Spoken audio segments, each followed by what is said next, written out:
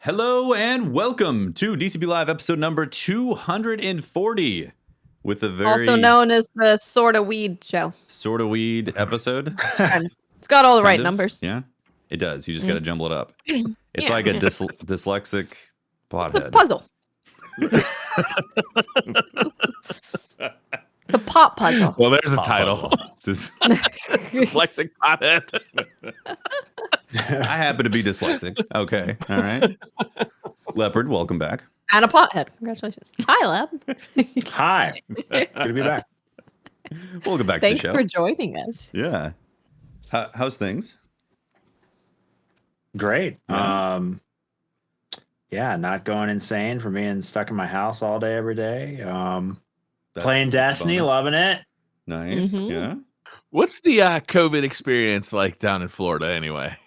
Well, how's that been going? Yeah. Did it happen at all? Really? Is it just the same? Yeah. Thankfully, I don't have to leave my house a lot. So last time I was on the show, April 2019, that was when all things were normal. Mm-hmm.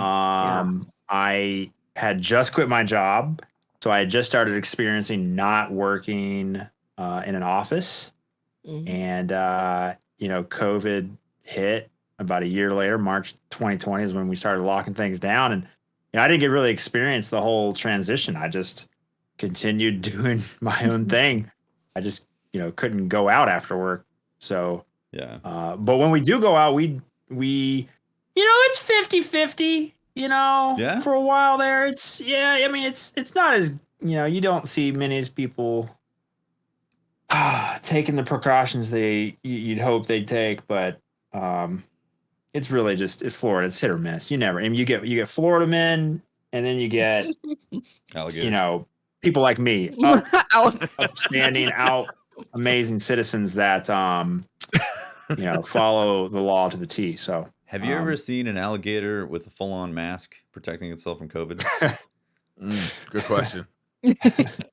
no. No. Okay. I have seen many alligators though, but Yeah. none masked up. Those jerks. That's what we think Florida is. It's either Florida man or it's alligators. That's really, Yeah, there's those no, two, yeah. it's really Cocaine. the all we got. Lots of cocaine. With the swamp ass, right? cocaine Is it- alligator. We prefer meth here. Is it super warm and humid right now where you're My at? information might be outdated. The only thing I know about Florida comes from Miami Vice. Oh, okay. Now South Florida is very different culturally. North okay. Florida we call LA, Lower Alabama, because we're right there on the border, and it's a very. This is as far south culturally as you can get. Once you go further south from here, you hit Orlando, Miami. Yeah. It's not very southern. So, Right. but yeah, no. Here in Tallahassee, Tefty, it's swamp ass. It's Mega, summer is 100%. mega swamp. It's humidity, still, 100 it's degrees still Fahrenheit. raining here. It's like 50 degrees. Hasn't We have rained in a some month. 70s. Hasn't rained in a month yet. It's 100% humidity. No, our grass is outside. dying. I don't know what's going on. Really? I'm Huh. sure it's a drought, and then a hurricane will hit, and totally normal. Huh. I just assumed that it's constantly marsh in Florida, and maybe they have like technology that demarshes things out of necessity, but that's clearly incorrect. Well, I mean, the Panhandle's surrounded by water on both sides. You got the Gulf, got the Atlantic, and the Everglades in there for sure. But True, no, up in the yeah. Panhandle, we get the tropical winds, but for whatever reason, sometimes it's just dry nonstop. I don't know why, and then a hurricane will hit us and flood us. So love it here. Interesting. Fun. Sounds like a good time. Mosquitoes too. Really. Selling Florida life. Got any of But that hey, Zika cost virus? of living, dirt cheap. Let me tell you, as a streamer, I don't make more money if I live somewhere expensive. It's True. true. So I'm loving the cheap life here. Right. And You can't leave the house anyway, so. Yeah, right. So what do I care? There you go. People are jerks, but I never talk to them anyway because I'm an introvert. So I'm great living inside my little hole. Oh man, that's great. So I take it full-time streaming has been good? Treating you good? Yeah, Awesome. yeah. I don't know. I didn't expect it. I'm kind of I have a imposter syndrome, where like you don't think you deserve success and you never think you're going to succeed. I always try to lower expectations. It's just how I am, and it's kind of the whole shtick of the stream. And but it's just who I am. And my wife was like, you gotta give it a try. You gotta quit your job. You're spending a lot of time on this. You're working 12 hours a day with the stream and the job. So yeah, before I went on in April, I had quit in January 2019 and gave it 6 months. At July, we were like, it's not looking that great. Let's just, we have enough savings. Let's try for 6 more months. And then Shadowkeep came out for Destiny. Mhm. And it was after April 2019 when I was on DCP. When it was season 8, I think it was called, with the raid with the Crown of Sorrows. And that's when I finally Menagerie got and all hooked that, again. I was invited to a raid team by Syntax 7. He needed a 6th. I was like, yeah, sure. And then because I was a 6th on the raid team for day 1, I got hooked, started playing nonstop. I had been doing like a little Destiny here and there, but once I started playing Destiny full time, I started loving it.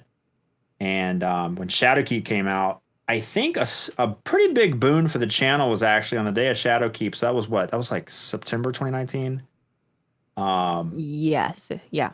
Gathalion was still on Twitch, and he stole my Shadowkeep timer on the day of Shadowkeep releasing. And people were just flooding into the stream. We were having a good time. And on that day, I like quintupled 10 times my follower rate. And from then on, it was like this little bump that never really slowed down through Shadowkeep and on to 2020. And at the end of 2019, my wife and I had been looking at finances and decided to make the decision to go full time indefinitely. And Nice. so starting That's January so 1st, good. 2020, yeah, I Do you think that something changed in Destiny, or do you think taking a break from it just kind of renewed your interest in it? Why did I'd you say- take a break from Destiny, and why did you come back? What made you come back? As a D2 year 1 was rough for me. 100 hours on PS4 right when it dropped in September, I think 2017, and then I did it like another 100 hours when it came out on PC. But I had to give up my PS4 account because cross save wasn't a thing back then. So I felt like a whole lot of loss there. I didn't feel very attached to my PC account, but that's definitely where I wanted to play, just because I couldn't stand 30 FPS anymore. And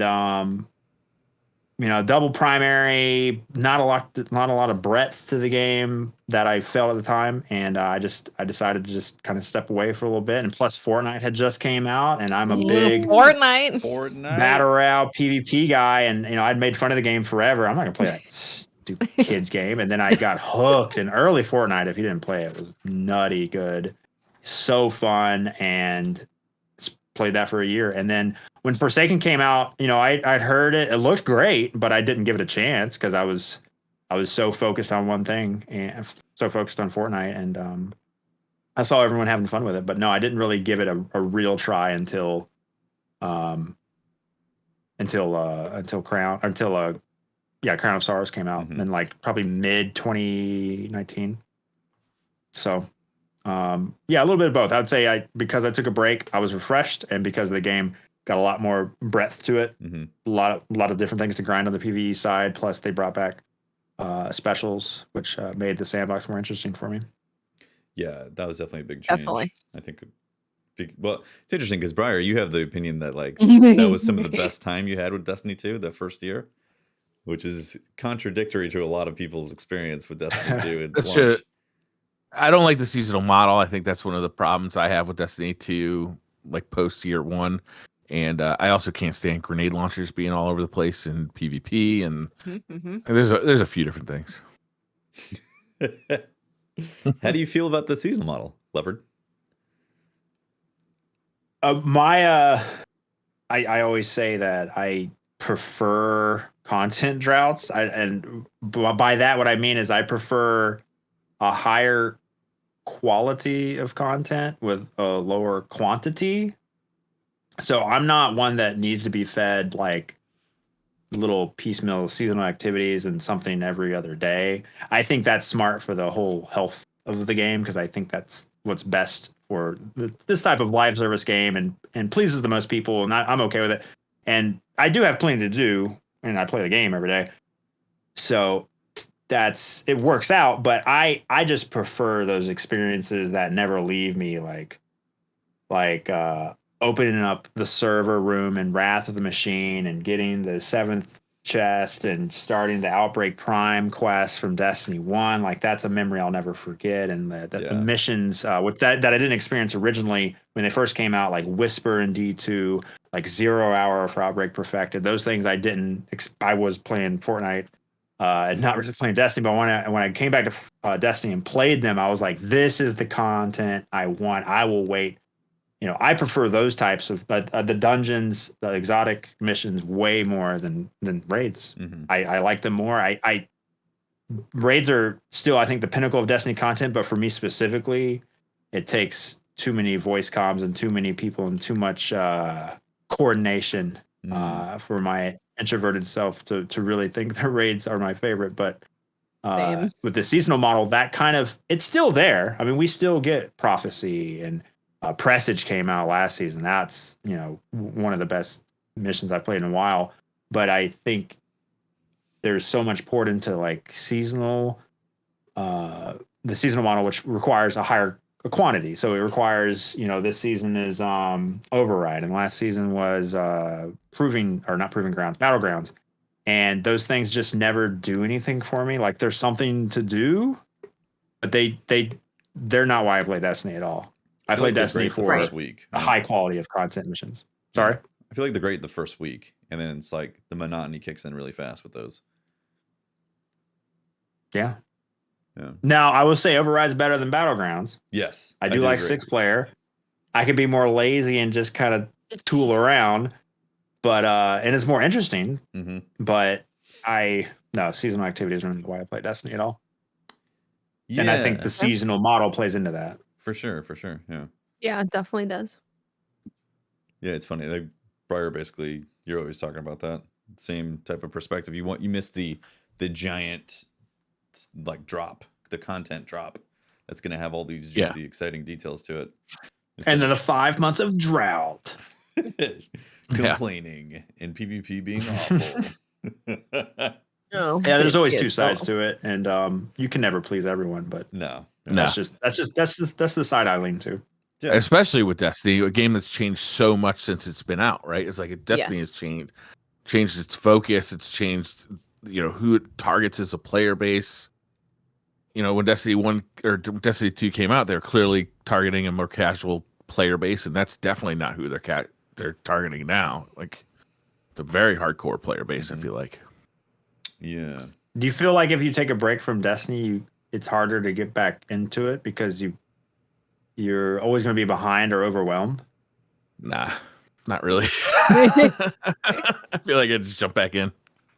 The only if time there's any important, the only time I feel that is if I missed some sort of piece of loot that was in a previous season that apparently is like the go-to meta for something high level in like Grandmasters or something like that. Like, if you didn't farm for enough of those shotguns and you missed out on this potential DPS bump that can happen in high level content. You don't have a double slug you can hold swap. Yeah, exactly. You don't have mountaintop back in season 8.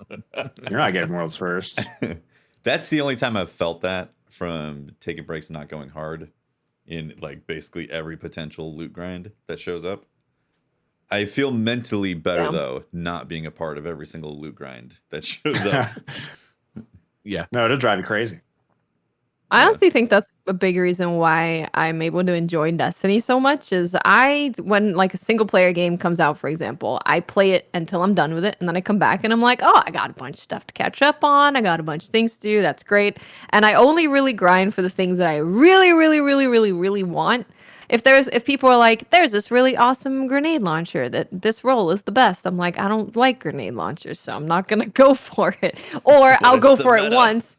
I'll just stick with the one that I got. I don't know. So it's I only do the stuff that I really want to do, because as soon as I start doing the things just to get the loot that's the hot stuff, I end up hating myself. The previous season. If the juice is not worth the squeeze, do not do it. Like exactly Mindbenders with slide shot and quick draw. I grinded Fnatic for weeks and loved it. And it's a stupid strike that sucks. Like, I hate it. But God, I love doing it because I got that slide shot quick draw and it was nice. But then like last season, Battlegrounds, like auto loading holster, lasting impression or whatever, like I couldn't be bothered. Like I was like, no, I don't really care about rockets. Not gonna do it. Nope. Can't make me. Yeah, this last season I kind of checked out and didn't do the light grind, and I noticed the light grind was the most annoying part. Actually, was the having to do a bunch of stuff that I've done so many times in the past to have the to Power catch up. grind, yeah. Yeah, and obviously they changed it now, which is so much better to where you're not having these 40 points to have to jump through. At least it feels better to me. I know some people are like, oh, but I like seeing the numbers go up, and that's great. But after doing the light grind so many times, I feel like it just becomes pointless. The light grind with 8 hours of content to do it during too. Yeah, like when you got a DLC and you could grind your light while you're playing brand new content. I thought that was much more entertaining than playing one story mission and then going to grind your light in Strikes or Gambit. Or that's the main difference. Is like when you don't have new content specifically to go through, then the light grind is uber boring because it's just the same stuff. You've seen the same loot drops and trying to do the juggle. So it's a good change. Hey, Leopard, did you compete in the world's first for the new version of Vault of Glass this year? I did. Yeah, we had a math class team. I'd say probably the C team. Of course, Dado and his squad he's been teaming with since probably Wish. I don't think they've changed anyone for a while. We had some math class guys, and we didn't practice. What if we really cared about world's first? We would have booted up the PS4s. We would have loaded up Vault of Glass. We would have tried hard. But I'm 35. I don't care that much about anything anymore. And so, no, we did it though, and we had a good time. I think we'd all played Vault before. I mean, I've played Vault countless times, but we all enjoyed it. I would say that. I guess our placement was 127th. Yay! Nice. And for Tempo's Edge, so that's where you beat Vault of Glass with contest mode on. I think we're 20 light levels underneath, and so everything's a little bit more deadly. And then after you beat it, you got to go back and you got to beat it again. But this time with the challenge mode, the Tempo's Edge, which is where if you fail whatever the challenge is, you'd get instantly wipe. Challenge would fail, instantly wipe. And so like for confluxes, I think you couldn't kill any of the yellow bar thydras, wyverns, whatever crazy legged chicken things you call them. You couldn't kill any of those yellow bar wyverns until they started sacrificing on the confluxes. And Templar, you had to, I think, block every teleport and etc. And I think we got. Of course, we learned about Oracle sequencing, which was a change from the original VOG. That was fun. Before you could just kill all the Oracles.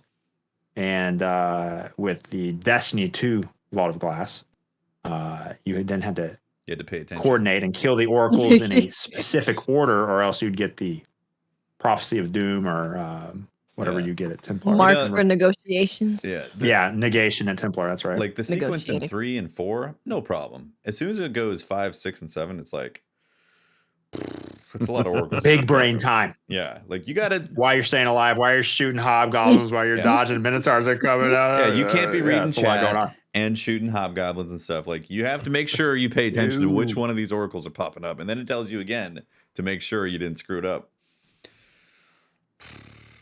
Yeah, it was a lot for the day one. Yeah. Like watching for the Oracles and then the hobgoblins shooting you, and then the minotaurs come to slap your booty. It was a lot. Hobgoblins are more annoying in Destiny 2 than they were in Destiny 1, and they were awfully annoying in Destiny 1 in the Vault of Glass specifically. Because it seems like when they put up their shields, they get more health back, and they stick around longer. Hobgoblins do. Did you guys have any problems with the hobgoblins, or were they pretty easy to take care of? I think I camped in a spot. I let other people take care of them. Yeah. No, I don't think I had a problem. I think you're right. I think I did have a problem. And what I did was recently in the last, I think 2 seasons, or maybe 3 seasons, Destiny added the resistance mods to your chest piece. So I ran Solar Sniper, and Solar was what all the gobs were shooting, and Hobgoblins shoot solar, but they also sniper. So I get a 40% damage protection against them. So they were a problem, and I specifically spec'd for the Hobgoblin snipes because they don't mess around with contest mode on. Yeah, I feel like everybody on our team did that too. It was like, oh yeah, make sure to put the. We put sniper. Fran. Of course, then a You Minotaur put shows Fran up. on it. Yeah. Yeah, Minotaur Shows up with Void, and okay, well then it's a problem. Just screws up everything. But yeah, we once we figured out Oracle sequencing, we got through Templar, not too bad. Oracle's Templar. Templar was I feel like for contest mode, it was harder than Deepstone, based on my world's first day one experience. Same. Vog felt a little bit harder, and That's surprising. But Templar's health felt a little rate, low. right? Sorry. That's surprising because it's a returning rate. That it would feel. Well, harder. we walked up in there like, yeah, we know how to do Vault of Glass. We've done it so many times. Right. Briar was on board of coming along. Honestly, Briar, it's a good job you didn't, because we were there for a very long time. How long were you there for? Way longer than we anticipated being there. That's for sure. I was thinking an hour and a half. We got off at like 8 p.m. our Yeah. time. I was like, 8 p.m. You I was like, started this is at what? 10 a.m. 3? 10 a.m. Whew. Yeah, Were you guys like just exhausted, or were you just DPS like, checked. we'll come back tomorrow? No, we got DPS. I was checked. just DPS like- checked, you just weren't getting I was anywhere. like, it's 8 p.m. I want to go eat dinner properly. I want to sit down. I want to watch All right, TV. I didn't My get to do the back raid. hurts.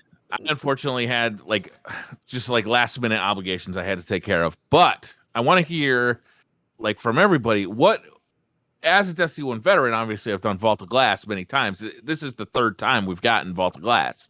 Mhm. Fourth. What was it like? Why the fourth? Well, normal mode, hard mode, 390 in Destiny 2. Okay. Hard mode was second, I guess. So what was it like going back to Vault of Glass? What's the actually opening the vault? Start from the beginning. How's it different than Destiny 1? Opening the vault. The beginning is the same. Yeah, You know it what? is the same, Actually, in terms of ads and how much they kicked your ass, the beginning part, opening the vault, was the hardest part. Those guys were kicking our butts. Really? They spawn Cyclopses also that would snipe you every now and then. Yeah. And then if someone, it's the same in D1, right? Someone doesn't deal with their Cyclops on one side, and you're like, God damn it, it's killing me over here. Yeah. It was so with contest mode, it was challenging, and I felt like most of the raid was challenging because of contest mode, even though you had previous knowledge of it. They did a good job of changing out some of the mechanics and all that. But yeah, the beginning opening, I mean, aside from a entrance animation, pretty much the same, and that Cyclops. Yeah, that's too. the same. The Cyclops is different. Okay. Yeah, So Cyclops was a new addition. It was a private instance. You couldn't have people on Venus Patrol coming around and obviously, helping you. Yeah. They fixed the Sparrow No Sparrow glitch. cheese where you could go through the wall. Yep. But could you ride a mechanic-wise, sparrow in same at all, or concept. you just couldn't spawn a sparrow? You can. Yeah. Yeah, you can spawn the Sparrow and drive all the way through and drive right off the edge. So you open the vault and you walk in. Is that chest still there? Right at the beginning? Yeah. When you open the door, there's a chest that you can pick up. Yeah. Yeah. Right, no, And then- well, in D1, it was all the way down Yeah. the hallway through the caves. In D2, the first hidden chest is literally as the vault opens, Yeah. the first Not hidden so chest is hidden. there. Yeah. Not Yeah, so it's hidden. not hidden. That's what- I forgot. But so you did get they? back- In Destiny 1, you could basically follow the path. After you get the first chest, you could follow the path straight to your first major encounter, or you could go underneath the Vault of Glass. Is that still all there? Did anybody look for that underneath stuff? is there. You got another hidden chest there. You got a Vex Mythoclast, masterwork plate in there. You got some shards of glass, which are these things you can find, and you got another hidden chest in there to go the back way, the hidden way. Yeah. The hidden way. The cool way. Yes. And then you finally get to the first encounter. Is it the same stuff? Is it different? How's it different? After entrance is confluxes. So conflux starts with one conflux in the back. That was the same. 2 confluxes up front, or then fanatics, which spawn down low. They're the little. Fanatics were added for the second round of. Right? No, For the fanatics second were round? original. They They died. Were they original? They died and always dropped the little goo that if you stepped in, you had to get cleansed before the That's the right. negation You're right. killed you. So you'd pick up from the Kabir's pool of light or whatever it is. And then so that was the same conflux in the back, legions, 2 confluxes up left and right, legions, all 3 confluxes, legions, and then if you survive that, then you get your chest, and then you start oracles. Yeah. And what And was so yeah, different nothing. about I don't think that? anything was different there, other than wyverns would spawn Yeah, the chickens. Mhm. at Yep. some point. That was new. Yeah, the hydras. Yep. Yeah, those guys in contest mode, I went up and tried to lament them, and no. I'd get Oh, a few okay. off. I get like half the damage Yeah. or half the health off, and then they just stomp me, and I was instantly dead. And I was like, yeah, that's not worth it. There were also Overload Minotaurs in there, which is Oh, of that's course right. new because Overload wasn't in Oh, D1. it's some champ. Yeah. Yeah, overlords. Yeah, Yeah, that's I Yeah. true. forgot about that. Yeah. Those Which were is- not in D1. Champions were not in D1. They were not. Visually, they did a great job relighting the place. You know, like the texture maps are enhanced for 4K, but it looks like very similar to what D1 was texture map wise. Just imagine it in 4K. But then the lighting, though, they did a great job relighting the place and giving it like the atmosphere that D2 has. And further draw distances, like when you get Yeah. down into Gorgons, you could see, like right before the big drop, you could see like the cave structure, whereas in D1, I think it was foggy. Mm-hmm. Oh, really? Yeah. Okay. Yeah, when you get to the chasm too to jump across and all that, like it just looks fantastic with all the, just feels like a bunch of volumetric lighting in there, creating a bunch of atmosphere. Really cool. So yeah, after Confluxes is oracles, Mhm. and that's pretty much exactly the same, except before you could just blow up the oracles in any order you wanted. Yes. And in D2, they added this concept called oracle sequencing. The oracles will show you the order that they want to be destroyed in, Mm-hmm. and you have to match that order, or else you receive, for Templar, the mark of negation. Was that pretty so even if you obvious, or did it take a while to figure that out? Oh, we figured it out first try. No, I can't remember. It was a couple tries before we were like, okay, let's try it order, because obviously we killed them. Yeah, I think early on, because there's only 3 for the first wave of oracles, that it was pretty quick. I destroyed mine. You destroyed yours. You only had to talk to 3 people. Yeah, we destroyed it really quickly. Yeah. All right, well then let's figure out the order, and then we did the order right, and it says the oracles, whatever the Accepted text the chat sequence or is, something. They sing they their refrain or something. rap or something. Yeah. And When that was happening, now we know that from then on, it was Yeah. going to have to be an order for that and Atheon. I think we realized it pretty quickly, but when we did, we were just like, "Oh God, it's an order!" Because I was like, "Oh man, please there's don't be this- 7. Please don't be 7 I in a know row." it's intimidating when you're in there and there's enemies. It's contests. They're hard. They kick your ass. You got Hob Goblins, You don't and have then you're time like, to "Where's focus. number 1? Where's number 2?" I don't know. Well, on top of Yeah, it that, was a lot. the Oracle Ding, it didn't have it wasn't very good for location. Like it kind of was like, No, stereo sucked. I was Yeah. like, okay, Yeah. hear it. It sounds mono. Like where? yeah, is they it didn't left? give Is it you a right? clue And it as just to where it sounded- was popping. It sounded ambient, and I was like, Did Yeah. each oracle Luckily, have a though- different note to it? Yeah. Mhm. It has a different note. Okay. It's just in D1, like you could hear it and know exactly where it is, but in D2, Yeah, it you was could like turn and look. I heard it and I was like, sounds like it's here. It's not at all. Yeah, I feel like that's a Okay. little, luckily though, cheesy, you know? we adopted a strategy where, actually, I don't know if we did this for the normal mode. I know we did it for contest. We just stood at an oracle. So I have this oracle, you have that one, and then there's one guy with 2. And oh no, we did that for normal, and then for Tempo's Edge, we would rotate each sequence, so we could never, because the Tempo's Edge challenge was you could never shoot the same oracle during oracles. Oh, There's 5 interesting, waves, 3 through 7, 3, 4, 5, 6, 7, 5 waves. Sure. That's right. Yeah. We would just rotate, but we'd all stand at our own oracle, and so we didn't have to, make call outs. All we had to do was say, we heard the first ding. If your oracle popped up, you'd say 1.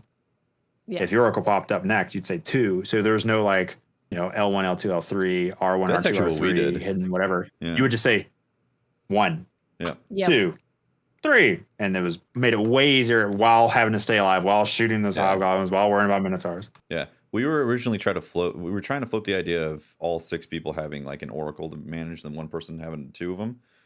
wasn't quite working. Did you for our give team. Fran 2 of them?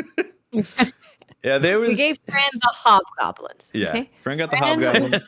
Goblin guy. There was some miscommunication for sure, but we ended up adopting that system where people were handling multiple oracles regardless. And I'd say I had 2 and 4.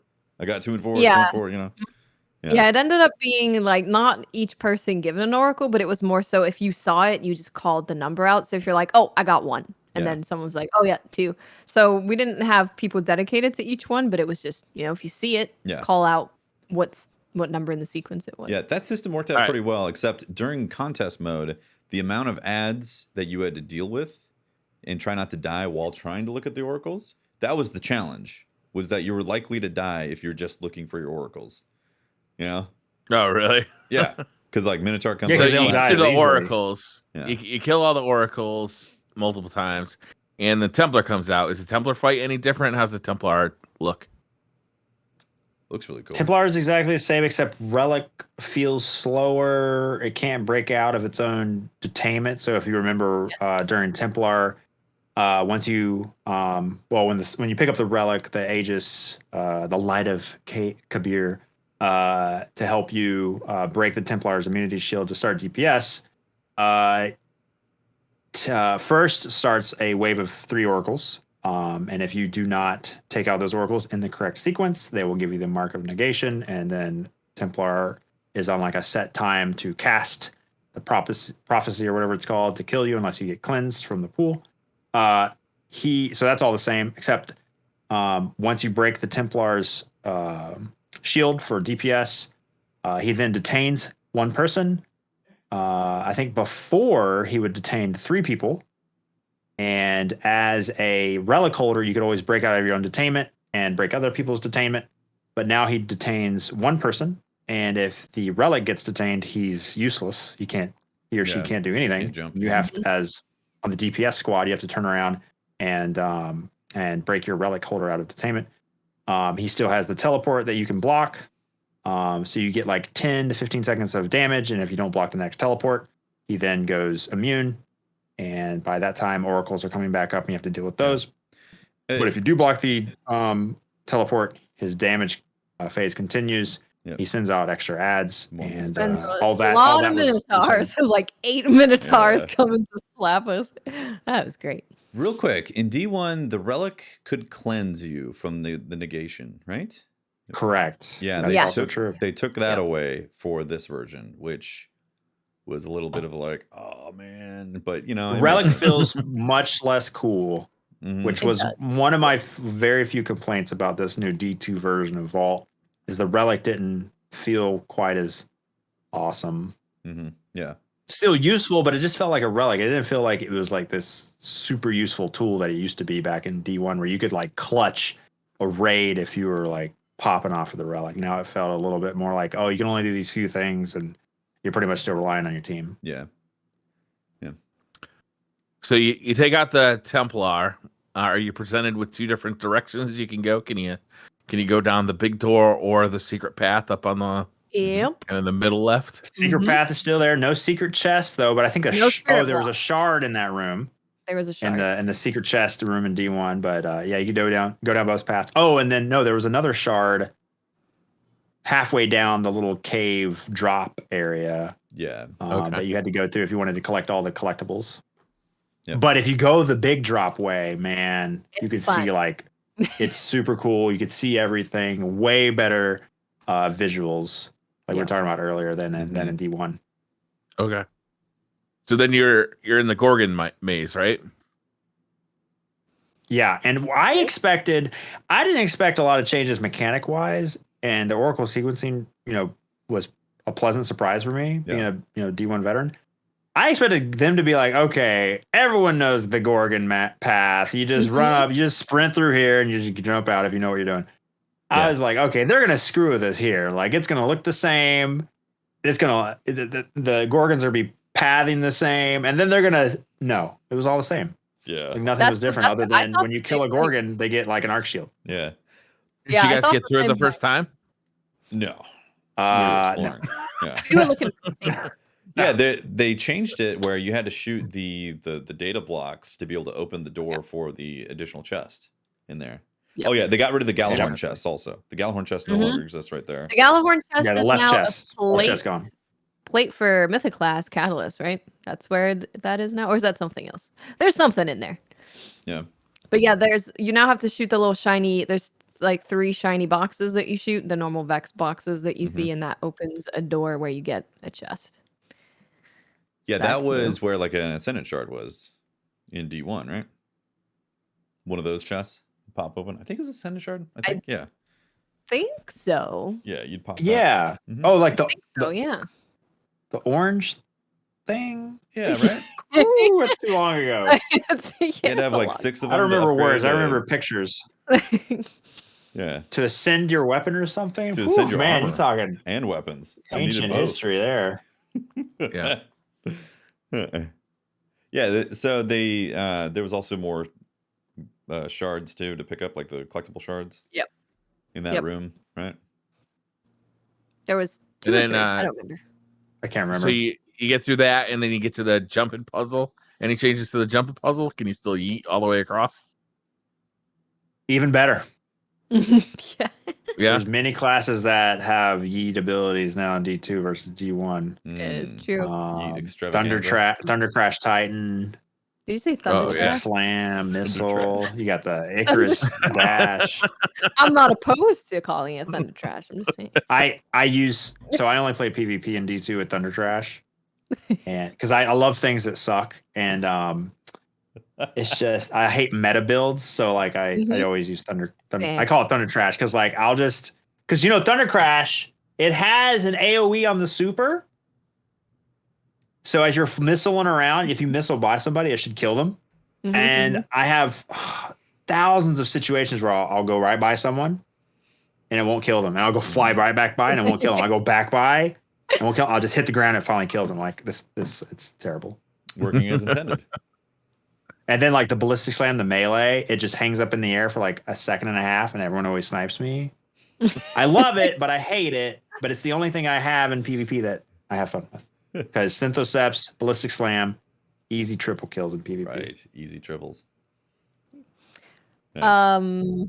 The jumping puzzle is pretty much the same, Briar, but now there was a portal all the way on the left side when you're going down. There's now things to jump over there, and that's actually a part of the Mythic class Catalyst as well. Okay. Yeah. And then there's some crystals in there to get for the collectibles. They as put well. another chest in there too, And- in that area. Yes. Oh, think. up right before you Oh, open yeah, the yeah. door Before for the glass room. Yeah. for Atheon's Before throne the room. throne Yep. Yeah, up in the top. Yeah. People were trying to explain to me about the Whisper mission and the portal, and you could see through into the vault, Yep. Yeah. but I don't understand it. Like There was like a portal. we were on the other side looking through Yeah. from IO Yes. into that got it. area or something. That's Yeah. what it is. Okay, that's That's like felt yeah. like that was it. Because when we were in the Whisper mission, there was like a portal, and people were like, "Isn't that Vault of Glass in that portal?" And then now in this portal, you can stand on the other side and you see Whisper mission. So See, I guess my problem with that is that all of the portals and vault don't move you through space. They only move you through time. And so I guess it confused me that in the Whisper mission, you're on Io looking through the portal into Vault, which is on Venus. But when you get into the throne room of Atheon, you have past and present. You have, left and Mars right. and Venus. Yeah, Mars and Venus. Right. Well, Mars and Mars Venus, but and it's Venus. actually Right. still on Venus. No. Yeah, it One's doesn't move you red through and one's space. green. Yeah, red and green, lush and desert. It doesn't move you through space. Like Mars those and only move Venus. you through time. So it always confused me that the one that was out near Whisper on Io also moved you through space. So that I guess it threw me. It's not not. really smart person. It's not consistent lore wise. Did you have talk to the managers at the Vex Architects and be like, "What are you doing here? Yeah, This is just it confused me. inconsistent with I have a smooth brain. Just call the manager. Mr. Hydra. Your It's time or designs space. are It's not incorrect. both. So you got the Atheon. Mhm. I got No, the Big Gatekeeper. changes Well, for Atheon. Into the Gatekeeper. throne room for Gatekeeper. Mhm. Oh, right. Gatekeeper. Yeah, my bad. Gatekeeper is very different. Very different. Yeah. How so? I don't even know what it was originally. I can't even. I've been so it scrambled my turned brain by- too. What happened was I was like, wait, the Gatekeeper is supposed to just push over, and this is like, we're done now. It's Okay, Atheon. no. Okay, it's coming back. It's coming back. Yeah. You would go through. You would open up. Oh, you could do two strategies. You could open up one then the other, or you could do both. Yes. So if you open up both, you'd go in. You would grab relics, I think on each side, and you could bring them back There was two. through. Yep. And then you had to protect. You always had to protect the center conflux in the present. Yeah, they started I don't know. I can't sacrificing in remember. the center. I think that's correct. Yeah, there was 2 relics, so you could have 2 people running relic on both sides, and they could do I stuff, think and that's then they correct. come out, and then when you're doing the middle part, what they take one side, one takes the other side to deal with the guys coming through. Mhm. But now the there's guys just would one. come out the portal. Yeah. Now there's just one But relic. now there's just one relic that spawns in present after you kill the Gatekeeper outside.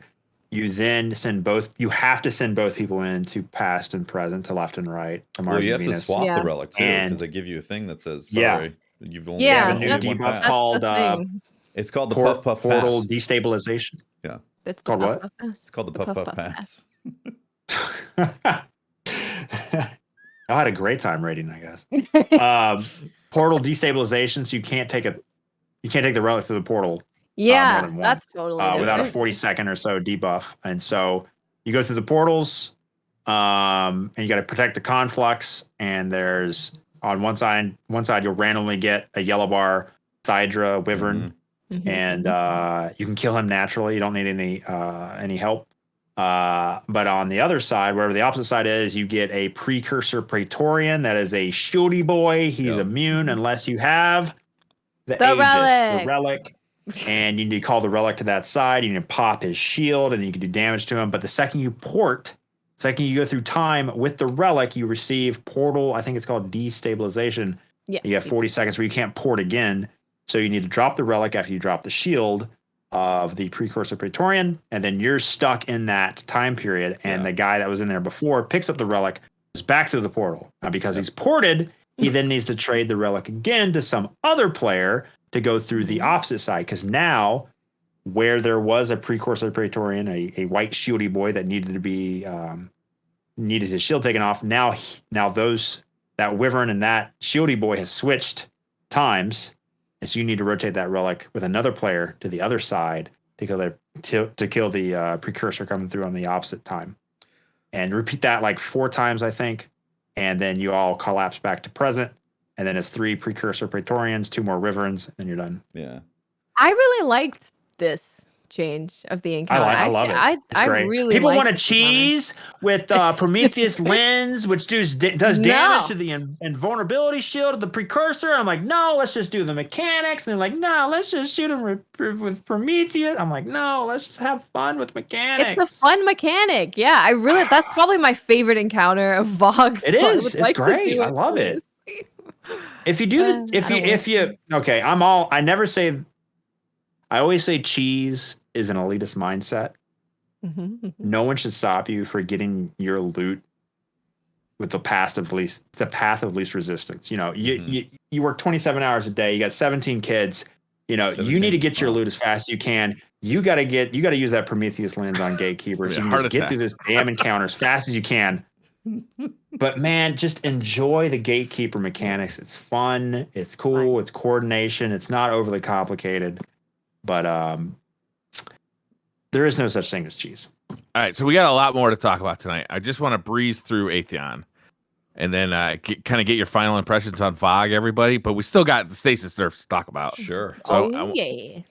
How was Atheon, and what did you guys think of the VOG, the new VOG, the third revision of the VOG? We should go first since we didn't get the complete, because we got DPS checked with Atheon. It's the same type of thing where it's similar, but there's changes to mechanics where like the people inside the throne see so again, 3 people randomly get teleported to Mars or Venus. I'm sticking with that. And then people inside the throne hear the oracles or see the oracles, and then they have to call that out to the people who got teleported to shoot the oracles correctly. Otherwise, it's a wiperino. And this was our first stumbling block. We kept on getting confused as to how to call them. We were like, let's just number them. No, we got to say Third one is third. First one is first. Second one is second. we got it. So like initially there was confusion about, well, if you say front, are you saying front of the stage or front where Atheon spawns? And it was like, all right, let's just look at it as if you just spawned in. This is the church conundrum. The church conundrum. Where's the front of the church? The altar or the front door? So finally we settled on like left back, left front, and then front mid, which sounds confusing as I'm saying it. We also settled on only saying the first two, which helped alleviate that. Oh, but thank you. I only call it the first two, and people are like, "What are you doing?" So much better. Where's the third? And I'm like, "What? Use your eyes." You don't, like, there's two types of people in the world. One, people who can just figure out information from incomplete data sets. Right. Blind people and the sighted. I like that joke. And then people are like, "Well, what's the second one?" I'm like, "There you go. You need all three, don't you?" I like that joke. Oh man. Yeah. Half the people didn't get it though. Half the people didn't get we it. spent too much time on that, honestly. Getting those call outs right on there. But then we got it and we started getting a rhythm going. And then we quickly realized that we did not possess the actual DPS to take out Atheon with our You current guys were circumstance. slacking on the deeps. That's true. Yeah. I mean, I was doing okay when I wasn't Relic holder. You were doing. That's true. I know. I was. Yeah. Atheon is frustrating. We can blame it We on finally everyone who's figured it not out. here, Tef. Yes. There's only two of us. There's at least four That's people that we true. can put this. It wasn't my fault. I tell you It that wasn't much. Briar's fault. There's four people not here to defend themselves. If we had 8 phases, we could have done it. We could have knocked it out. Yeah. Atheon's frustrating because he's always had this weird like he takes extra damage from like abilities or at least grenades. I know grenades are a real problem. Like fusion grenades right now are super strong against Atheon. But when you're trying to figure out what in the hell to do, for us, our issues came down to not using abilities enough because like supers and grenades are strong. And then I think more importantly is we didn't have it took us a while to figure out, to really think about, how can we maximize Time's Vengeance? Once you kill the 9th Oracle in the 3rd wave, well, what should you really do here? You should be smarter. You should say, hey, everyone collapse on the center platform, get ready for DPS, get the well down. Okay, I'm now killing the 9th Oracle. Now, Anarchy's already out. Divinity's already on. You're maximizing that 30 seconds of DPS or whatever it is, 25 or 30. Mm-hmm. But early on, what were you doing? We're just stay alive, kill ads, stay alive. And the 9th Oracle dies and no one's ready. It takes you 7 to 8 seconds to even get ready to start doing damage. And that you're losing 20, 30% damage right there if you're not really all short set up and window. ready for. And contest is tough because now that it's normal mode, you don't have to really optimize like that. But for contest for day one, you have to you have to be ready for that DPS phase to start all the way to the end. Yeah. And that's what got us through it. We started actually figuring out, we need to collapse earlier. We need to get ready earlier, and we need to rely a little bit more on abilities. So the glowy effect, where someone suddenly cages everyone if they're next to them, that's new, right? That wasn't in the original. Yes.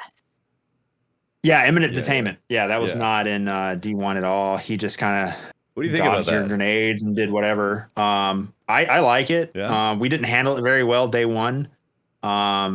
We sent people straight behind it, which is terrible because it's like, I'm detained, but no one wants to stop DPS.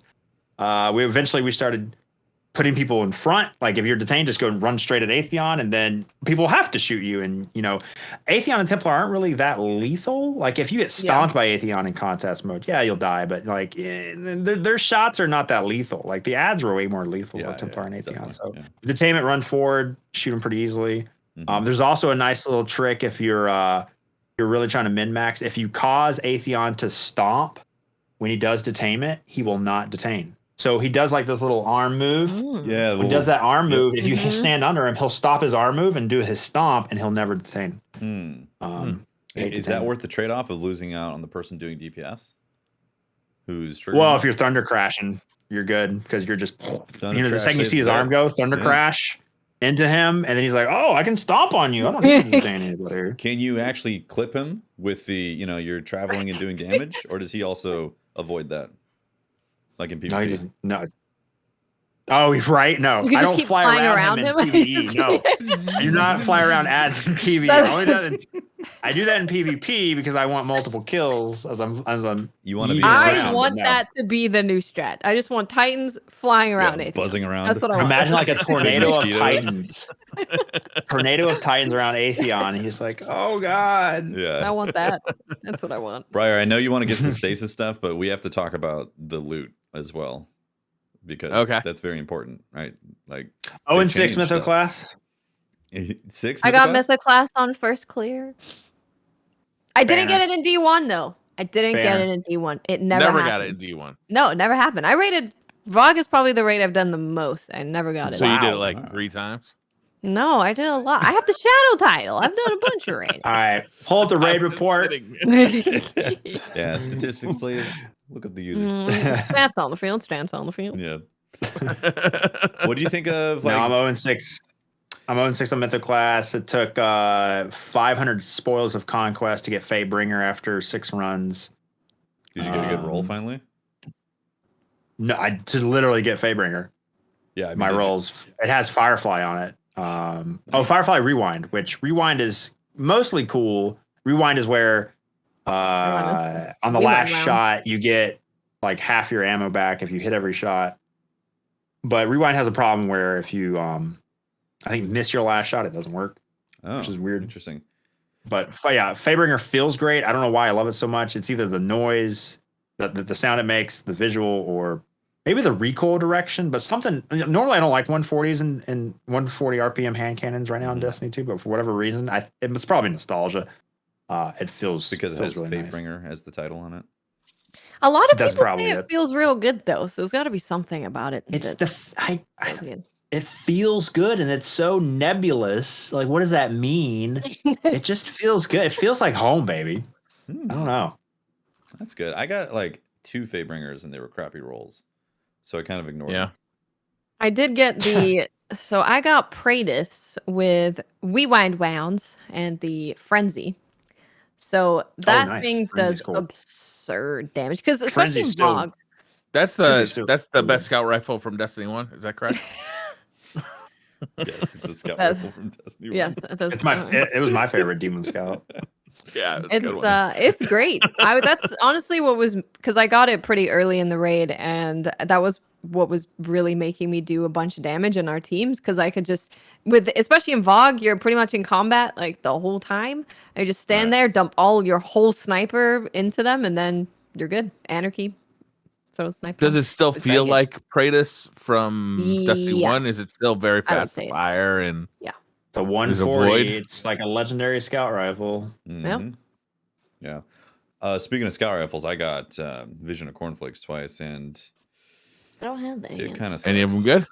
I mean, I Yeah. got Firefly and something Well, it's good to else. know you're not a coward. It's depressing because Vision of Confluence was so good in D1, and scouts are just meh in Destiny 2 right now. Most of them. Yeah, but let's not forget when they were the meta and everybody hated the game. Yeah, but no, they were good. They were good in D1. Yeah, that's true. They were good in D1. Yeah. In Destiny 2, though, they were literally the meta for Trials of the 9, and everybody was just miserable because That's it was just because everyone had peeking one around cheek corners. on their friend's ass and then Uh-huh. gunning down however One many people were there. It was cheek to cheek, It not was- even hand to cheek. It was cheek to cheek. simultaneously hitting the Mida multi-tool. And there down was the no lane. radar. There was Yeah. no radar, so people just I sat missed at the the ass back. play, to be honest. Friar. Missed the ass. So I'm a little disappointed about my Vision of Cornflakes because it's like I want. Did you get any good perks? Like, does I got it feel like Firefly on Vision, one or of is them. it just yeah? Yeah, no, I Does actually it I feel got- like the Vision, or does it feel like just a random gun with the Visions? It feels like It feels like soggy Vision, but scouts are not in a great place. Yeah, it feels Like- soggy. Like it's here's a So the box of problem with- cereal, but it's been waterlogged. Soggy. The problem with scouts is they rely on precision headshot damage at range, and there was such a nerf to the headshot multiplier for primaries that the one thing scouts are supposed to excel at, headshots, it's like a 2 or 3 tap on a red bar sometimes, and you're like, why would I do this when I could just use something way more agile? For me, I can't ever use a solar scout that's not a legendary. That's not my trusty from Deepstone because it's got reconstruction on it. I get 40 shots in the mag pretty quick. And it's full auto intrinsic because it's a rapid fire frame. And then I have 2 other perks on it. Vision of Confluence is whatever 1 step under 240 is. I think it's like 180. And it's not a rapid fire frame. You can get full auto on it, but then you have 1 perk. It's lackluster for me. It's depressing. Firefly is cool. Rewind. RW rounds is cool, but my trust is better. So I used that Firefly one this week with we've got solar for the strikes, and it was like, okay, cool. So I can actually take out these red bars with 1 shot. Nice, but it requires it to be a solar week for that to even be the case. Anyways, Do any of the new weapons feel as special as they felt in the original Vault of Glass? The original Vault of Glass weapons were so much better than all the other weapons we were getting, right? Like, just especially in Nightfalls when they turn the burns on. I've only really used Fatebringer and Vision. I don't like Vision. Fatebringer's, like I said, feels really good, but primaries aren't as good as primaries used to be in D1. So I'd say it feels less. Not really. I mean, there's no Atheon's Epilogue, no Pratis Timepiece. No Praetorian Foil. And then why are they missing the foils? Do you think they're waiting to bring them out later, or? Yeah, do you think they're coming in the master? There's the master one happening. I don't know if they're gonna do it. Do you think there'll be master weapons? Don't know. Definitely, maybe. It's a definitely maybe. Solid maybe. Yeah. Mythic class is different and interesting. Different. So the way Mythic class works now is each kill will give you a stack. In Crucible, each kill will give you 3 stacks. And then when you get to 6 stacks, you can turn it from essentially an auto rifle, because it shoots like an auto rifle, even though it's a fusion, into a linear fusion rifle. So then you can switch the mode. You get essentially a linear fusion rifle. So you basically have an auto rifle and a linear fusion rifle in 1 gun. Does it actually do linear Are fusion either of them damage? good? I'm not sure on the damage. I've only really used it in PvP. I use it a lot in Iron Banner, and I loved it a lot. It's not the best gun in the world. Like 120 still exists, Chroma Rush still exists. I like to say that it's a pretty average auto rifle that then turns into an arbalist, basically, because it's got the aim assist of arbalist and stuff. Okay. But it was really fun. I got a 20 kill medal in Iron Banner. It's doing really good. But, it was good. I had fun. Like I said, it's not the best thing, but it's good enough for you to be able to make use of it in PvP, and it's a really fun gun in PvP. So, and it's nice to be able to run like a shotgun. I used to care a lot about how good something was. Now I don't care. I just care if I have fun when I'm using something. But it kind of goes hand in hand. Like if you're winning, you're having more fun. But like I use Thunder Trash every day, and like I could use another subclass and play way better. But I just have fun in Thunder Trash. And it has 100 aim assist, which 100 is a big number. I definitely could make use of that. Yeah, it's good. That's Vogue. It's cool. I think they did a great job redoing stuff and bringing things back. And I think it was great, the curveballs that they threw and not knowing what changes were going to happen. And I actually thought they did a lot more than they did more than I thought was going to happen, which makes me also excited for future raid reduxes that get put into Destiny 2. Like, what's Crota going to change? What's Wrath of Machine going to change, or King's Fall and all that?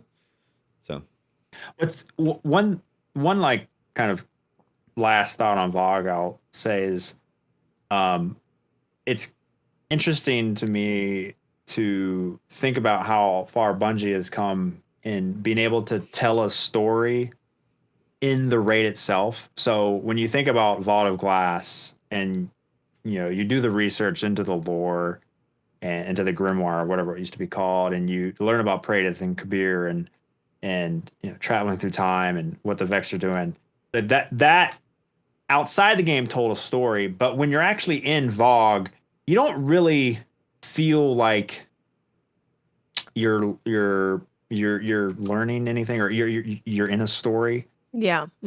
As much as when you compare that to something like Deepstone Crypt.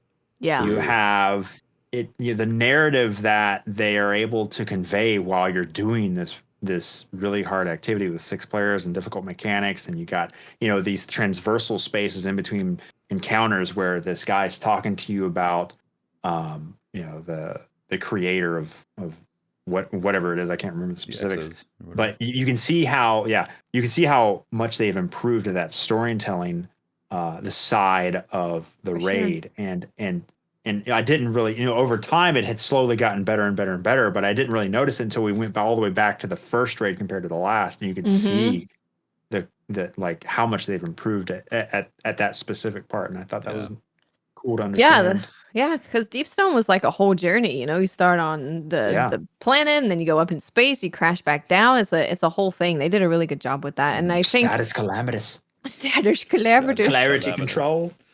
It's very cool to have the first ever raid that Bungie ever made back in the game, and it's cool that it's free because I think it's a pretty good intro to raiding. I think it's good. Yeah, for sure. It's a little weird that they took away the pinnacles from Deepstone Crypt, but yeah, whatever. Is what it is. Whew.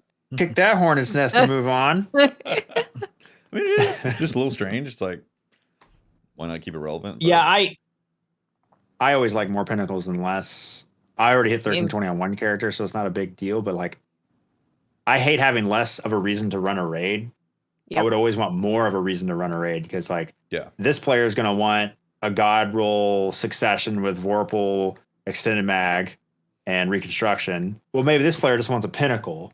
Well, now they're not going to play because there's no pinnacles, and this guy can't get what he wants, and that guy can't get what he wants. So, like, yeah, you could hit 1320 max power level too quick if there's too many pinnacle sources available. Maybe people get more bored with the game more quickly, but I'd rather just have more stuff from keeps LFG from raids healthy, at least.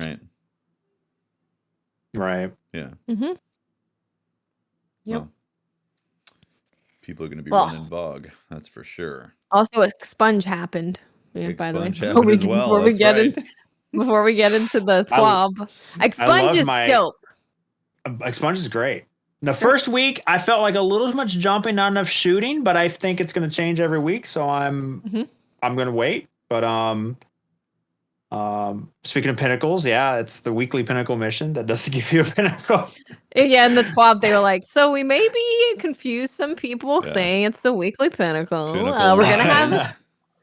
Because there's going to be... That's pretty clear. There's going to be a challenge mode for Expunge, and then that's going to have the pinnacle, and then it's in the THWAB. The way that they're doing Expunge is actually really cool. We should probably just read it because I don't remember all of it. Yeah, I don't remember. I just know they're rotating, right? Changing the mission every week. There's going to be guns with like a whole extra perk to pick from there as well. So there's like a whole thing happening with Expunge, which is really cool. Yeah, outside of the I think there's 7 different versions of the 7 different versions of Expunge, yeah. So for those that don't know, the idea behind it is that you're going into the Vex world before they're like network. Yeah, the network where they're like figuring stuff out and architecting how they're going to do stuff, and you get to go in and be a little sabotage, a little rogue program in there, destroying things, and it's cool. I like it a lot. I thought that mission was awesome. It is pretty jumpy. I didn't mind the jumpiness, but I was kind of like just chilling playing it, and I didn't mind it, but like I'm playing a shooter, and I spent 80% of my time jumping, which is fine. I don't mind it as long as there's variety there. And the maze part in the very beginning was cool. Yeah. But it's going to change every week. So yeah. It felt like it had a lot of dungeon DNA in it, and I definitely appreciated that. So I like seeing the color palette and the designs that they're using this whole season is that experience, and I'm just excited to see more of it. So I definitely enjoyed Expunge. Yeah, it was cool. I think the jumping part of it kind of made it feel like you were infiltrating their network, because I don't know, when I think about it, it's like if I'm infiltrating a network for Vex, I would expect maybe there's not that many enemies in there, but there's a bunch of traps, and there's trap doors and things you need to unlock, and break through mazes. So I think they did a good job with that. Yeah. Yeah, it was cool. And visually, it's super cool. Visually, it's awesome. Visually, the sound design, I was like, yes, I like Mhm. this a lot. Yep. Although the second I hit the first man cannon, I died. Like whatever glitch it is, where you're like, oh, there's a man cannon, and you jump on it, dead. And I'm it's like, nope. It's the high FPS Ugh. glitch. If you're I'm running, terrible. I know. Yeah. I gotta lower my FPS every put- time. I played on PS4, so I was like, I should be okay with 60 FPS. Yeah, What the was Tron that? aesthetic is really popping off this season for sure. Yeah, When Mercury first came to Destiny 2, the greatest. and there were the event ever. man cannons. Yeah, there were the man cannons at that public event, and they would instantly kill you if you were on PC. Yeah, Instantly. because it was a frame Every rate, time. frame rate That's linked hilarious. button. Every time. Shall we talk about Stasis? Yeah, what's going on with Stasis? We hitting up the TWAB? Okay. Yeah, So, there's a twab. the TWAB was, of course, Vault of Glass launched. They talked about the champions who got world's first, which is Clan Elysium. So congrats to those guys. Congratulations. And they have an interview with those guys as well. So if you want to check out the TWAB and find out how you too could become world's first, they give their tips of what they Have did. you ever seen Salt play? The dude is he's so cracked. Like I've seen him do like 2-man, or I think it was 2-man, 1-phase crown boss. And I play Destiny all the time, and I watch this guy play, and I'm like, what am I doing? He's just like, I'm here, and he's just on another level with like how quickly he can switch, a whole move, different never grade. hesitate, instantly hitting crits nonstop. It just breaks me. That's No awesome doubt that why they he got world's it. first. Yeah, that's awesome Yeah. they got it. It's I super like good. that they have the interview in there too. It's a nice read. It is a nice read. Yeah, I do recommend checking it out. It's good to hear from those guys. Yeah, they 2-manned Vault and D1 for practice. Yeah, Like, yeah, they were okay. like, so we decided to go to D1 You for can have world's practice. We were first. like, I wouldn't even boot up my PS4. we're gonna 2-man fine. VOG to practice. Yeah. Yeah, what a nice little easy practice. Yeah. Yeah, it was a light stroll, a little bit of workout. So Stasis, we have Kevin Yanez, who is part of the gameplay team, to talk about what they're doing with Stasis and Crucible in general. So it's their vision for Guardian versus Guardian combat and the road that they hope is going to get them there. So first, we're talking about Stasis. So What's wrong with Stasis? I think it's interesting to talk about their whole thing rather than just the stuff. There's a lot. I'm just going to read it because there's a lot of stuff that's interesting. What is in their here. thought behind where Stasis I like should the exist? thought. Yeah, exactly. So we've heard a lot of feedback about Stasis since its launch alongside Beyond Light. I haven't seen any personally. And we've been using that feedback to help shape the future of the damage type. It's clear the vision we had for crowd control in PvE is succeeding, and players are finding it both useful and fun. We love how Stasis plays in PvE, and we want to preserve that experience. But we agree with many in the PvP community who say that Stasis is too dominant in the Crucible for too little effort or skill required. So, just so you know, if you use Stasis in the Crucible, Kevin is saying you have no skill. Lowers, Literally skill from required Bungie. for using Stasis. Too little effort or skill. No skill, no effort. Unfortunately. Over the last few weeks, we've been open with you that we're taking this feedback to heart and working hard to reel in this great new power. We adore the long legacy of Bungie PvP games, and we want the PvP sandbox to live up to that adoration. This means we want the Crucible to be as fun for as many players as possible while also serving up those moments of skillful execution and incredible plays. It's a tightrope to walk, and frankly, we overcorrected during development when considering whether Stasis would live up to Arc, Solar, and Void. Stasis and crowd control are key components of the Destiny combat sandbox. They're not going anywhere, meaning it's up to us to ensure Stasis plays well across all activities, regardless of skill level. So, what are we doing? Since Forsaken, we've slowly been creeping towards a Crucible where it feels like gunplay has taken a backseat to our sweet cosmic magical powers. We believe this is the wrong place for Crucible to be, and we want to shift the balance more towards weapons. To us, the Crucible plays best when weapons and abilities have complementary usage in any given encounter. When we set out to define what our vision looked like for the future of Guardian versus Guardian combat, it boiled down to a few pillars. Weapons are the primary way players engage with combat. Non-super abilities accentuate or augment the combat, but should rarely solve an encounter by themselves. Abilities have clear strengths, weakness, and counterplay. Build crafting is rewarding within the moment-to-moment combat loop of Destiny. So this next part was actually pretty crazy. So their first patch on this whole roadmap of fixing stasis was released in March, and it was developed separately alongside Season 14. Unfortunately, due to the pieces already moving at the same time, some changes were made that buffed stasis and were not consistent with our goals. We're working hard to ensure that when we release hotfix patches, we can realign all those moving pieces to exist more cohesively. So, there's a hotfix coming next Thursday. Whoa. And all of these changes, they're all focused on stasis. And this patch was moved up from Season 15. So this patch was going to come out in Season 15. This one's coming in hot. We just hit Season 14. This is so this truly is like 88 fix. Way Season early. 14 ends in 88 days. 88 days early. They We're accelerated getting that. this. Wow. 3 months. Yeah, Basically, they got the message. They said, people do not like what's happening with stasis. We better not wait a whole season for this for the player population to bottom out further. We gotta like bring this over. Better bump it up. Bump it up. So they've moved it up from Season 15 because they say here that they felt, this was the pain points that people were feeling and they want to smooth it over. But they do say that it's important to note here that shifting our focus like this comes at a considerable cost to the team. So it's unlikely that mid-season patches of this scope will become a regular occurrence. This could be, content maybe was not able to be prepared for an upcoming season because they had to move people onto another team. This could mean the delay of like light subclass stuff. It could mean crunching for people.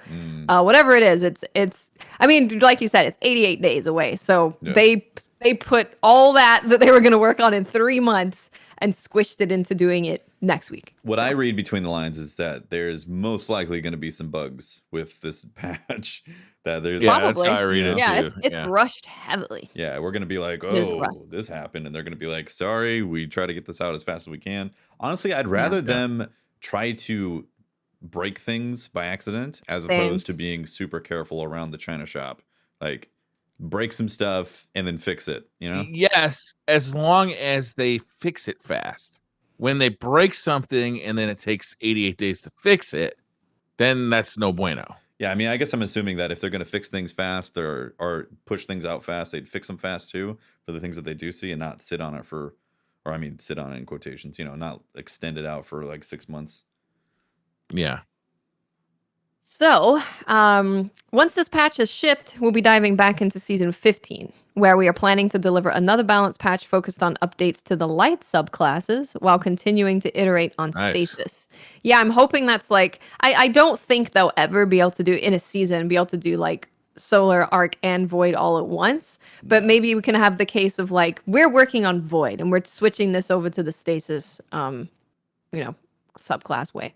I hope so. I hope they do end up doing that. I'm sure they will because it's been pretty successful. Yeah. And they said that their goal here is to address some key pieces of feedback and make more of the light subclasses viable across the game. After Season 15, things become a little more nebulous because we're still early in development. What I can talk about are our areas of focus to help paint a picture of where we're headed. We'll be looking at ability regeneration rates and redesigning how the ability energy economy works across the game. That sounds like a lot of work. Just completely redesigning energy recharge and all of that. That one actually, that kind of makes me a little nervous. Like redesigning how energy is going to be acquired. Like, I don't know. I'm so used to the timer thing of like my grenade has a timer or whatever. Like, I don't want them to add something that's going to be like, well, if you never do this, then you're never going to have your grenade situation in the game. Actually, it's kind of like the super in PvP in Destiny 2 when it first launched. It was like you don't get your super unless you kill stuff, and it's like that's fine if you're a slayer, but if you're someone who struggles, like you're never going to get to use a golden gun ever in PvP. Yeah, it's tough. It could just be, in PvP, abilities take longer to recharge, period. But not to the point where you get like D2 at the beginning where it's like, I get one super. Right. I get one chance to go do. Well, I think addressing outliers is important, and maybe a redesign won't change the majority of feel of your game. But there are definitely some outliers where you can just ability spam, and we're playing an FPS, not an 100%. FPA, and first person ability, and first person ability game. Because I mean, I agree. like they said, there's one is supposed to complement the other, and if exactly. and it's supposed to be primarily shooting though, Yeah. and if abilities overtake, and then that's what stasis is, and that's where a lot of the crazy thing is problems have stasis crept up. has longer cooldowns than the light subclasses too. So they might even rein that in even more. They might put a even longer cooldown on stasis abilities. Interesting. Mm-hmm. Yeah, I really appreciate that they're acknowledging that the game is missing that element of weapons first and then abilities, and it's become basically abilities, and then if you out of everything else, then you use your primary, as it is right now. Oh, dude, right now it's okay. I'm gonna throw my grenade. I'm gonna throw my melee. I'm gonna throw my melee. Didn't work. I'm gonna run in with a shotgun. That didn't work. I'm gonna run away. Yeah, Like that's I'm PvP. gonna start this fight. Let me use my abilities first. Yeah. That's probably a problem. Yeah, it becomes very fatiguing, and like for me, I get sick of that pretty fast, and then I don't want to play it because I'm sick of the ability. That's where Destiny 1 kind of ended up, right at the end of its life cycle. It was all like fusion Throw grenades sticky and- nade. Yeah, sticky nade, icebreaker, regenerating ammo. yeah. So our goal here is to keep the PvE experience largely similar to the state of the game today, but reduce how often abilities are used in Crucible. So that's really important to keep in mind. Like they're pretty happy with where PvE is at the moment, and they really don't want to touch that much. So a lot of what they're talking about is PvP based. Yeah. Yeah, I think that's smart because that's one of the things that PvE players always get screwed because they need to nerf something for PvP and then it's no longer useful in PvE. But I think the problem here is, originally they almost never made a change in D1 that had the changes in D1 had parity between PvE and PvP. If they made a change, it was sandbox wide, everything got affected. And then in D2, you started to see where these patch notes would come out where they'd say, PvE is unaffected, but in PvP versus another Guardian, this thing will do less or more in this ability or whatever, which is good. But you've never really seen, and correct me if I'm wrong, I don't think you've ever seen, cooldowns different between. No, fundamentally both things are going to sides. feel different for the first time ever between PvP and PvE. If you change how lethal something is in PvP versus PvE, that doesn't really affect how the game feels on PvE. But if you reduce how often abilities are used only in Crucible, well, then now you've kind of broken that parity between the two sides. Now, you play your top tree Dom played all the time, and all of a sudden, your Icar stash isn't up as much in PvP, or your grenades aren't as much. Like you won't feel. There won't be that smooth transition between PvE and PvP if you change timings on abilities. And so I'm wondering how they're gonna tackle that. And that's what made me think about how are they going to make it so you're required to get something on the battlefield. Like I could see it where enemies drop like resource nubs that are on the ground that you have to run over and pick up, and they don't expire. Everyone has them, no matter if you got the kill or not. And like you run over these enemies. Or and what's that stupid mod in PvE? Not famine. Attrition, where you can only get your shields back if you run over a death ball or whatever it's called. Oh God, I hate it. Yeah, I mean, that was yesterday. I literally did that today. Yeah, yeah. I could see them adding more of those type of things in PvE that would drop for you. That could then potentially transition over to PvP because you would get less kills, but potentially it would be considered a bigger drop of energy charge or whatever to drop for you. And maybe with enforcing movement. Yeah, I think ultimately, like Bungie, it seems pretty clear that they want to go more heavily into RPG. They've added the Warlock boots. Like you can play like a healer now with Lumina and the Warlock boots and Well and all of that. They're definitely heading more towards RPG. And the more they go down that road, the more that they really have to separate the two, because you can't have crazy deep RPG stuff and then have PvP be exactly the same. I do like the parity being similar though. Like I wouldn't want a super to be totally different in PvE than it is in PvP. We'll see what they end up doing. I want the game to feel the same on both sides. Yeah, but gonna be I tough. haven't played a lot of games. How does a game like WoW handle PvE versus PvE? Are those things not allowed, or do abilities act differently, or is it? I know so I played Guild Wars PvP a lot for like 10 years, and the way they do it is PvP is like completely separate. You can have a completely different character, you can have different armor, different weapons, but they have the same abilities, but they just function a little bit different. So yeah, it's like completely separate and different because I think Bungie is being able to balance PvP and PvE is like a thing that people just don't do. They don't. Sounds But like when a you say Guild Wars is different, do you mean like Yeah. there are PvP only abilities and PvE There are only? some. Yeah, there are some Oh, that are wow. PvE only and PvP only. And then other things just function a little bit differently or have different cooldowns. Imagine if you had like 3 more attunements for PvP per class, Like- subclass. Right, aspects of Yeah. Stasis or whatever they do Right. with light. Yeah, Hmm. I can't imagine that world. I don't know. That would We'll be see what they end I- up doing. It's going to be an complicated. exciting Just journey. make it fun. Yeah. all I care about. That's it. That is the Figure main it out. thing. And and that's wanna the do problem right now is that Stasis seems to be causing a lot of lack of fun for a lot of people in PvP. Yep. Yeah. So, I've adapted. are you guys ready for the changes? I Yeah, don't think oh, we yeah. need to go through the whole list of No, changes. it's so every time long. I Well, see I mean, changes I on don't- paper, I'm like, oh, that seems good, and then you play it and you're like, oh, I had no idea what I was talking about.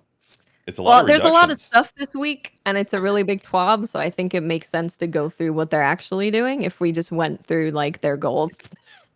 Can we go fast without commenting on each one? Because we're an hour and a half into the podcast. We haven't even done Twitter questions yet. I mean, maybe we get less Fire Twitter only questions does this the week. podcast Less for Twitter questions would be great. There's a lot of Raid, stupid we ones had in there. Sponge, we had Mythiclass coming back. We've got like a massive twab. Like it is a There's big, a lot big. to talk about. Yeah. We can skip this part Let's about do the you know. highlights. You know? So general stasis freeze, reducing duration of all non-super freezes versus players to 1.35 seconds. Note awesome. that this freeze is too short to break out of, so breaking out is now only possible by when frozen by a super. Reduced special weapon, heavy weapon, and light ability bonus damage versus frozen players from plus 50% to plus 5. So you're going to be dumping special ammo into that person who's frozen, and they're just not going to die. They're going to be out of freeze by the time you're like dumped Out all of your ammo freeze. into them. Stasis slow no longer reduces weapon accuracy, now increases God. weapon flinch when under fire. That's a big change. Yeah, inaccuracy is really bad. Flinch is also Really bad, bad. but not as bad. It I don't like- sounds I like just- they wanted I- to compromise. They're like, we still like you having or suffering your aiming while being in the freeze, but you know we clearly can't do the accuracy thing because that's just You know what this Too is? It's penalizing. again another nerf to snipers and not a nerf to shotguns. Unbelievable. Interesting. How dare you? Stasis Slow also no longer suppresses class ability and air moves, Icarus Dash, dodge, all of that stuff. However, there is a known issue at the moment that they're fixing for future release, because remember, this is coming out next week. Stormcaller Ionic Blink is still suppressed when slowed. So keep that in mind. It's a warlock. Who cares? Everyone's running chaos. No one cares. Okay. Reduced movement speed penalty while slowed by 20%. 20% less slow. Okay. Whisper of Double negative. Hedrons. Fragment. No longer increases weapon damage after freezing. PvE. So it's hard to say because they don't say specifically on these changes if it's PvP only, but at the top, all this explanation is like, we want to keep PvE basically the same. So What does Hedrons do? Oh, let me look it up. when you freeze someone, it gives you damage bonus, and that's what allows you to get the 2-shot with 120s in the Crucible. But what does it do besides that? That's it. Increases And a weapon bonus? damage after Okay, so freezing. if it doesn't do that, then it doesn't do anything. Well, Lep, that's because now it's going to improve your stability, aim assist, mobility, resilience, and recovery. Oh. So no more weapon damage, but it's increasing. Yeah, that's probably PvE too. Yeah, maybe. Mm. That sucks. Yeah. I guess because then it's like two completely different fragments, right? So Well, I don't know. So when This they is what I mention hate these about changes, doing this is we never fucking know the answers to these questions. Well, We read these right, things and we're well- like, I don't know. well, here's the thing: we don't know the amount. Like it's, you say increases, but increases by how much? Like we have a definite Mhm. answer. No longer has increased weapon damage, but then you say increases all these other things, but by how much? If it did it a Also, whole we lot, don't then I know guess if it's PVE or not. no, but I think it's still good to go over the change, seeing it's like, It's- hey, you could 2-shot in Crucible, and now you don't at all It's- get the it's 2-shot. both. It's both. I think it's both. I would too. assume think it's- they I would I'll throw assume it's 5 both. on it. It's both. I would assume it's both because they're very different. Like they're completely different things at that point, right? Like if Yeah. you change the damage number from it It'd be does they less want the damage- parity. It's both. Yeah, it's both. Whisper of Rhyme. I'm not gonna lie. I had to Google all of these fragments to know what the fudge they are because There's I so don't many remember the fragments. fragment yet. It no longer provides overshield while in super. Okay. Oh, I have that one. Collecting stasis grants a small amount of overshield, which falls off after 10 seconds. Collecting additional shards adds the overshield, refreshes the timer. So no overshield in super. There you go. Cold Snap Grenade. Seeker no longer tracks targets after initial target acquisition. Increased arming duration before a Seeker spawns from 0.3 seconds to 0.8. Reduced detonation radius versus players from 3 meters to 1.5 meters. Now bounces off walls and detonates on the ground. Don't use cold snaps, is what I'm reading here. Yeah. Put it away. Don't donate anymore. No. Put it away. Put that away. Dustfield. Yep, Dustfield. Put them away. Shiver Strike. So now we're talking specifically about the Titan Bahamas. Of course. Bohamoth. Bohamoth, sorry. Bahama Mama. I'm sorry. Shiver Strike. Reduced flight speed and distance. Reduced knockback. Wait, this is the The super left click? melee? Or just the melee? Just You're the a melee. Titan. Aren't you a Titan? It's a melee, right? Titan PvP is only Thunder Trash. I think it's only melee. It's the melee. I'm pretty sure it's the melee. Yeah. Reduced flight and speed and distance, reduced knockback versus players, and removed slow detonation on player impact. So this all says players specifically. Right. Yeah. Yep, cool. Just Cool. make them Well, slow. except for flight speed and distance. Good. They don't need to be that fast. You don't need to fly. around. Even in PvE. That's why you use Thunder Crash to fly, okay? Stop taking the food away from the Thunder Crash Titan. Poor Thunder Crash. Cryoclasm now requires a Titan to sprint for 1.25 seconds before activation when not in super, but they've removed the cooldown. That seems like a smart change. Mm-hmm. Howl of the Storm, which is, I looked this up and now I forgot. Anyway, I'll read it. You guys can figure it out. Okay. Reduced angle of initial freezing damage cone. Oh, this is the slidey frost wall thing, right? The slide punch. The slide ice uppercut aspect. Yeah, Yes. Okay. that's what I meant. Reduced angle of initial freezing / damage cone. Reduced crystal creation freezing radius. Slowed down sequence of crystal formation to allow victims to more opportunity to escape. Now spawns a small crystal on walls if performed into a wall. Jazz hands. Wow. That's great. Oh, That's true. They do that. They do that. That's great. I mean, sounds good. I mean, I do. My favorite part is actually the slow down the sequence of the crystal formation. So because right now they're like shotgunning, punching, doing that thing, and it's all in like one instance. Mhm. So if they slow that down, it might give you a chance to dodge out of it, or Icarus dash out of it, or back up, or whatever Yeah. you need to do. That's nice. Glacial Quake, which is the super. Reduced heavy slam vertical freeze range versus players. Reduced Heavy damage. slam vertical freeze. Yes. Okay, that's when you scoot a thing and then okay. yeah. You go the slam and then go the up. HSVF. The down and the up. It does less of the up. You're still going down, get that. You're still getting down, but you're not getting up to get down. But it reduced Jump, the radius. jump right? up and get down. Yeah. Jump up, jump up. Jump up, Came to jump get up, and get down. down. It came to get down. And it reduced the damage resistance from 50% to 47%, which I believe makes more snipers able to headshot it out of super. Okay. I think. That's good. pretty sure. It I is a might very be- Doesn't matter on specific this. number. I might There's got to be lying. there's got to be a very specific reason it's 3%. Yeah, 50 to exactly. 47. It's a very Yeah. specific number. So there was also some really interesting like data points that I actually found more This is the interesting most- than the changes. Yeah, this is the most interesting thing in the TWAB, I think. So going back to the Behemoth real quick about what this is. So Behemoth has the highest win rate of any subclass in 6v6 game modes. And it's also among the strongest in 3v3. So in Trials of Osiris, it's Top Tree Dawnblade, and then it's the Behemoth Titan in Trials. In 6v6, Behemoth Titan, highest win rate. Now going into Hunter, because they talk about the Revenant as well. The Crucible win rate of the Revenant and kills per minute and average efficiency is within the top 6. So I'm assuming it's 6th in PvP, which is high, but it's probably not as high as people thought it was. Yeah. Because it's actually not, it's not top 3, it's not top 4, but its usage rate is super high. And in Trials of Osiris, it has the 5th highest win rate. So its Revenant is really not that high up there in terms of win rate.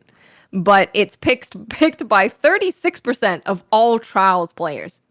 A third of every Trials player you see Is a Revenant. is a Revenant hunter. Yes. Specifically that subclass. Yes. That's crazy. But they're not. But they don't winning as have the much. highest win rate. So you're nerfing Right. yourself by picking Revenant. What are you doing? But isn't that just a statistical? Like it would naturally mean that if more people are playing that class, it would have to drop the win rates down because like not everyone's going to win. Depends a how game. they're doing the math. Yeah. Yeah. It depends. But yeah, Top Tree Dawn, Behemoth. I'm gonna guess that Chaos Reach is up there, and I'm gonna guess that like Mid Tree Nightstalker might be up there. Maybe. We only know if Behemoth and the Dawnblade is up there. Yeah. I'd like to see those stats though. I would love a full list. That would be super interesting because this was something where I was like, wow, that's really interesting. I wish I knew the rest of it. But yeah, Revenant is getting nerfed. And the nerfs that they're doing, Withering Blade, which is the shurikens, reduced slow duration versus players from 2.5 seconds to 1.5 seconds. A whole 1 second off of it, which is great. Reduced Whisper of Durance, slow duration extension versus players from 2 seconds to 0.5 seconds. So this is the fragment where you put that on and it used to make all of your slows just last longer. It now only makes it last 0.5 seconds longer instead of 2. Decent. Yeah. Reduced damage versus players from 65 to 45. And then after one bounce, it's reduced to 30. Reduced projectile speed by 10%. And reduced tracking after bouncing off a wall. That's the only time I get a hit. Yeah, I know, right? I throw it at the ground. I'm like, please go towards them because I can't aim. That's the thing with Withering Blade is you see a person over there and you just throw it over there. You'll probably hit them. It might even hit the whole team. I don't know. Could hit everybody. Winter's Shroud reduced slow duration versus players from 2.5 seconds to 1.5 seconds. And reduced Whisper of Durance slow duration extension, same as the other one, 0.5 seconds. So is this the dodge, right? Is that the dodge? Winter Shroud? I don't know. I don't know the name of it. I'm like the dodge slow, right? Yeah, right. Definitely, maybe. Definitely, maybe. Yeah. Yes, it is. I was correct. I know what I'm talking about. Touch of Winter, which is the new fragment that everyone was pissed off about that came in this season. Cold Snap Seeker no longer has increased movement speed or travel distance. Cold Snap Seeker now spawns a small stasis crystal on detonation. Okay. Okay, Shade Binder. Wait, I guess the most interesting part of this I'd want to know is the first paragraph where it appears that the perception of how lethal Revenant drove the usage of it being a third of Trials players, but yet the efficiency was lower. How do you as a game developer take that data along with what you know about the game and make a change that makes sense? Because now you appear to be nerfing something that people are using because they either perceive it to be good, but it's actually either A, not good, or B, everyone who uses it sucks more than more than average, because that's what the data show. But like, how do you make those decisions? That's a good like, question. How do you interpret that data? Because for me, as statistician and someone who used to dive into data all the time, I don't know enough about game dev. I don't know what to do with those numbers. Like, I wouldn't know what to do with that. Yeah. Well, it's like it's correlating stuff that isn't necessarily directly related. It's like, sure, they have to pick a class, but a third of the player base right there, assuming some of them win, some of them lose, like that's going to naturally like pollute your data set, for the potential of how potent something is. So it's not a good way of measuring it. I think that like the reducing the slow duration on it makes a lot of sense. Like that's slow. When you get hit with the Withering Blade, lasts for freaking ever. So I think some of these changes make sense. I don't see anything that's like the cold snap change, for example, right? Like what they're doing to cold snap grenades. I saw that and I was like, not using cold snap. But these changes, I'm like, I could still use Revenant if I want to. I don't really want to. You also got to stack everything that's in here with everything that got released for the season's worth of Stasis changes, right? Yeah, because it's cumulative. Yeah, cumulative. It adds up. Gave up on that word. Now I have to read the Shadebinder thing because it made me freaking laugh my ass off. So Shadebinder, Stasis Warlock. Performance in the Crucible is generally within top 10. So not that high. In Trials of Osiris matches, it had the 9th highest win rate of all subclass trees. But it doesn't that's about where they pulled the data. While the Shapebinder may not be the most powerful in competitive play, being frozen by its abilities takes a large emotional toll on the victim. Tell me, man, I've been torn up. Listen, Shapebinders are emotionally torturing people in the Crucible. It's just taking a toll on the victim. Stop it. They're serial abusers.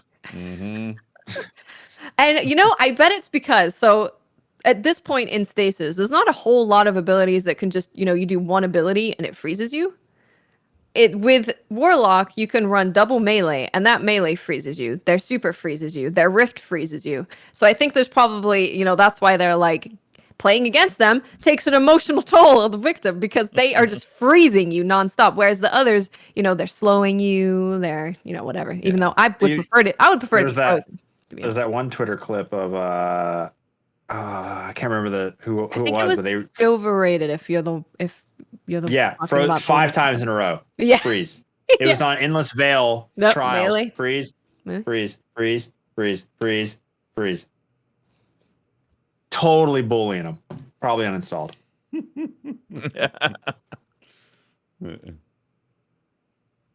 So what are the changes here? Sorry, I had to let people know that dodging as a hunter does not instantly freeze you. That is incorrect. Changes are Penumbral Blast, which is their melee, reduced tracking and proximity detonation size, and tracking versus players. They said tracking twice, so the tracking must be getting nerfed twice. That's the only reason tracking would be said twice. Right. Yeah, obviously. Versus players, not in PvE. Reduced freeze radius versus players when impacting the environment from 2.7 meters to 1.5 meters. Ice Flare Bolts, which I believe is the fragment that makes it like chain freeze over and over again. Yeah. After you get a kill, it goes off to somebody else. Seeker now only chains once when spawned from a player shatter. It's not going to keep going. You don't kill a person, go. Kill a person, freeze. Kill a person, freeze. Winter's Wrath, which is, of course, the super. Freezing projectile tracking strength now ramps down to 0 after 2 seconds of flight. So you should be able to dodge it if it's coming at you. And that's coming Thursday. Yeah, Thursday. That's fast. That is fast. That's a lot of changes to Stasis on Thursday. That's pretty crazy. Yeah. You guys just going to adapt? Yeah. Since Stasis came out, I play less PvP. I care less about winning. I've also been crutching more on Dead Man's Tale came out recently, and you could keep your distance, Lion Rampants on Titan, accurate hip fire from the air with the catalyst. So that's been a great Stasis sort of counter. So I've enjoyed that. But yeah, I've definitely leaned more into PvE Yeah. recently, and I try to just keep my distance because if I get close, I'm frozen. So I just stay away, Dead Man Still, stay up in the air, or Ballistic Slam with Thunder Crash, Nice. Sounds or fun. adapt and don't play PvP. Just adapt. That's All right, it. I'll go do strikes, I guess. And then, so the thing about Expunge that we talked about earlier, real quick, is so the way that they're doing it, they realize that they called it a weekly pinnacle mission, and there's no pinnacles, and that's very confusing. So the way that they're doing it is for the It's first not 4 confusing, weeks. actually. Weekly pinnacle mission means I should get a pinnacle. That's fairly straightforward. It's not confusing. It's wrong. It's not confusing. It's a lie. For the first 4 weeks of the new Expunge missions, players should expect to earn a piece of high stat seasonal armor in addition to decrypted data. Once players have earned their high stat armor set by completing the first 4 missions, remaining weekly Expunge missions upon first completion will reward a seasonal weapon with an additional perk choice in the final column. Ooh, I love it when there's I love extra that. choices in the final because you get such a better chance of a roll. Yep. Yeah, that's cool. I saw that and I was like, that might be one of my favorite thing that I've read this whole time. Because there's a That's lot really of times you'll get that final perk column. You'll be like, I really want both of these. And you can never have both, but now Yeah. you can. Yeah. You could get a gun that's good for PvP and PvE all in one gun. Mhm. You get lucky. And then starting on June 15th, a new Pinnacle Activity Challenge mode will run out for rollout connected to Expunge missions, providing an additional Pinnacle source each week for the remainder of the season. This coincides with an additional layer of replayability being introduced to Expunge missions, along with unveiling the final 3 Splicer Gauntlet upgrades, which will provide additional rewards and a source of high stat double perk seasonal gear. Freaking Save cool. that decrypted data. Yeah. Yeah, that's true. That is true. I've been burning through. Been burning it, yeah. I unlocked this stuff to get more encrypted data or ether and all that. You know what was the best change that happened on the most recent patch? It's that there's no more glimmer cost to apply shaders. That's nice. It's very I nice. didn't even You can notice change that. you can change all your ornaments and all of your Oh. shaders just whenever you want, and it's free. You don't have to pay anything. Glimmer always is a currency that I never think about because it's always there, and if it's not there, I gotta go to Tangled Shore, get some Glimmer. The only time I ever Like, think about it is when I run out of it. I'm like, wait, what? Why am I out of it? right? Who stole it? Yeah. I never pull We gotta any of use the these glimmer. legendary Who shards. stole my glim Yeah. glams? I never pull any glimmer in the season pass unless I absolutely need to. Yeah, same. Like no Min reason. maxing. I remember Oh. when they made that change. Remember when they made the change that you have to pick up Glimmer? It doesn't just get Oh. added to your inventory. And it's like, why are they doing that? Oh. To make you broke. Yeah. Mhm. So with the patch coming on Thursday, of course, all those stasis things are going to be there. They're also fixing the Iron Banner bug where you couldn't get the shotgun and the machine gun. So that's being fixed Oh, on yeah. Thursday. So next Iron Banner, you'll be able to Cool. dump all your tokens for that. That's about it. Besides some really dope art. There was one by Be Serious, which that art That is was it's dope. Yeah. it's so dope. It looks like a movie poster for Vault of Glass, and it is amazing. Yeah. I love it. He's awesome. So good. Be Serious is great. Yep. I'd put that on the wall for sure. I think I'm gonna buy a print and put it on the wall because that it looks like a premium movie poster. Yeah. It really does. That is fantastic. Destiny movie Um, confirmed. Yeah. Yeah, he worked on it right there. I'll give you guys the link directly to it. It's gonna be a long link, okay? It's a long link, but it's Just a worth quick it. sketch. Whoa. Just a quick sketch, you know. Yeah, he's amazing. He did the artwork for our single, our most recent single that we released. It's Stephanie Memes. Yeah. Nice. Yeah, he's he awesome. he does amazing stuff. Mm-hmm. Yeah, that's real good. Must be All nice. right, to I'm be going to try and fit talented. a few Twitter questions in here. All right, let's do it. Rapid fire. Yeah. John Nusk says, first time caller, long time listener, left what's it like to have an unbelievably supportive wife, adorable kids, blossoming streaming career, and still being a below average gamer. I'll hang up and listen. Cheers. Lep. Well, I'll tell you, part of it's great because I feel like I really kind of won out, in real life. Got, married up, kids are suspiciously cute, like way, are they mine? I don't know. But that pretty much means I spent all my good luck in real life, and then I go and play video games, and I'm 0-6 on Mytho class. I miss every shot, and I can't get any luck going for me. All my luck, every time I hit the ground, I die. Like, so I just wish there was some sort of maybe balance or something. But I guess in the end, it's it more sounds like important. you got the right balance, man. Yeah, it's more important to have the real life set, and in video games I suck because that's kind of the shtick of the stream. So. Yeah. I wish I had both. Luck in both. Catnip says, for those of the DCP crew that have done the VOG, what were your favorite and most effective loadouts to use? Anarchy, my Pratis, and the Void SMG from Trials, because it had Overload and it was Void for Void shields. Got really good range. Shydrin? No. Starts with the SH. Shia LaBeouf. Shia LaBeouf. Just do it. I used Shakira? Xenophage for Shakira. The oracles. I mean, it's probably much different now without the contest rules, but those are one-shotting oracles. That was nice. Shayura's Wrath is what chat says. That's what I said. Yeah, you Shakira's Wrath? Shakira's Wrath, yeah. Those hips do said not nice lie. Wrath. Yeah, I had to crutch on Anarchy like I do in solo Grandmasters. Succession, Kinetic, and then something Void in the energy slot typically. But then abilities on Atheon, huge. Templar was kind of not too bad, but Atheon abilities are more important, I think.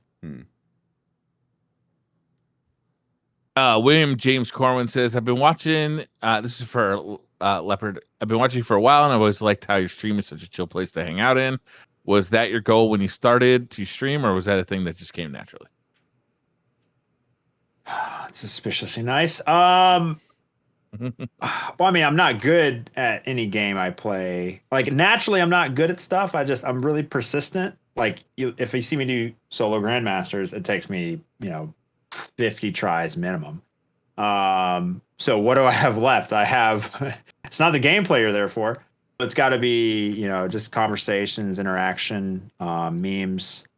And, when I was younger, I was I was hot-headed. I played a lot of Halo. I'd throw my controller around. But, I mean, once you get old, you kind of get more in control of your emotions. Like, I'm halfway to 70 years old now. I've slowed down. I don't get as crazy. And there's a certain demographic out there as I age. I'm just kind of dead inside, really. Dead inside? Maybe there's some sort of nothing really makes me feel alive except for pain and Shakira making fun of chat, really. So that just slows the aging process? No, it doesn't slow the aging process. It's just if I yell at chat more, does it improve my existence? Does it make your life better? No, it does. Making fun of chat makes me happy. Yeah. And but also the suffering of solo Grandmasters, like Glassway season 13 or 12, 3 hours to boss. Wyvern teleports, instant purple bullshit, dead. 3 hours gone. And that pain, though, at the time, I call it type 2 fun. At the time, sucks. I'm like, God, this stupid game. I hate it.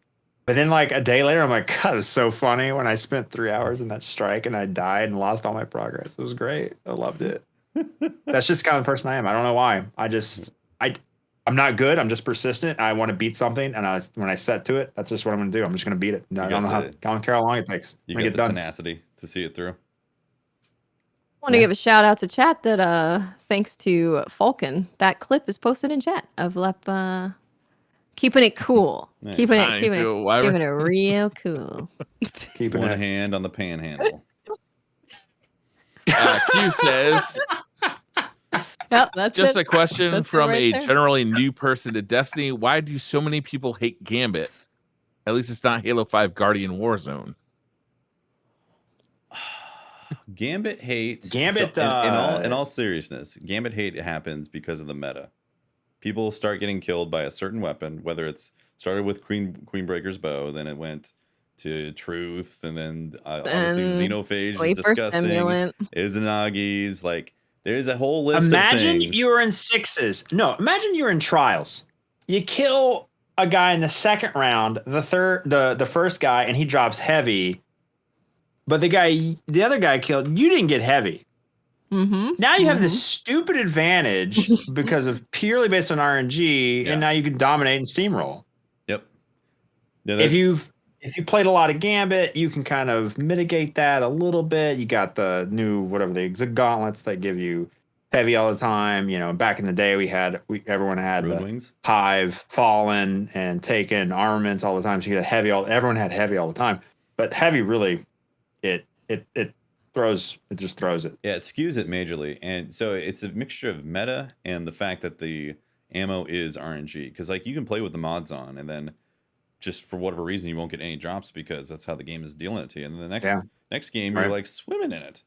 You're like, okay, this is weird. I go into Gambit. I don't try to win. I get my bounties done. Yeah. If I lose, I've made lots of jokes about Gambit and being a Gambiteer and all that, but like honestly, I think Gambit is the most fun when you just don't care about how the outcome is going to be. It's like you're killing stuff, you're banking those motes. You're try-harding with a 4 squad and you always win. Yeah. Either way.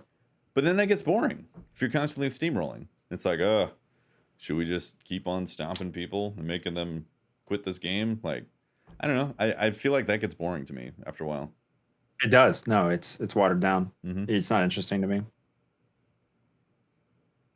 Justin says, if Destiny were to kill off another main character, who would you want it to be and who wouldn't you want it to be? P.S. You can't pick Tess. Can't piss. You can't piss, piss on Tess. So we're not picking Ikora. Lakshmi, the racist. Whoa. Wait, is she racist? Okay. This week, Lakshmi is getting a little. She's crazy. I was sitting there like, Lakshmi, shut up. The people are watching. She's going a little. She sounds like my grandmother. You know, yeah. You know when you're at a. Yeah, she's the aunt at the family dinner that you're like, oh gosh. Yeah. Oh my God! Shut your mouth! Yeah. Wine's deep. Am I gonna have to take off the FWC emblem? Not looking good. Yeah. It's not looking great right now. I'm FWC, and now I feel kind of. I am as well. Yeah. Wait, all three of us are FWC? Yeah. I love like clown puke for visuals. Yeah. Yeah, it's a nice aesthetic. It's good. Right? It's good stuff. Yeah. I love it. Who would I kill? I'm gonna take Cade's chicken, the Colonel, out of the game. What? I'm making chicken, fried chicken out of him. You fucking monster. You're next, Briar.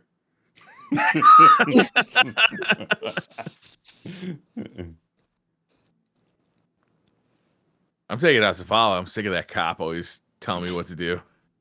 Jesus. What if Lakshmi is being taken over by Savathun, though? Like, seriously. Like, what if it's actually Savathun? Why does she just show up all of a sudden? Now she, like, cares about the city and the people? She's been sitting in that room in the tower for, like, 8 years. She hasn't said What if she's just a racist? The simplest answers are usually correct. Maybe. CSC Black Hammer says, at this point, do you feel Bungie should drop the 2 and just call it Destiny from now on? Do you see a point calling it Destiny 2? They should call it I don't Destiny. see a point, but it's gonna be real hard for them to like strip everything off and go. It's gonna be way too much work to just call it Destiny. I think I've always said that gamers who tried Destiny 2 vanilla will never try Destiny 2 again, because that's how gamers are. You know, when a game releases and you try it, you won't try it again until the number changes. And so you can tell your friend, Destiny 2 is way better. It's done on 180. It's incredible. It used to suck, but now it's good. And they'll say, Destiny 2? No, I played that. It sucked. No, but it's way different now. It's way better. No, Destiny 2? Yeah, I played that. If literally Destiny 2 Beyond Light was called Destiny 3, they would give it a try and they would love it, but they won't, because that's how gamers are.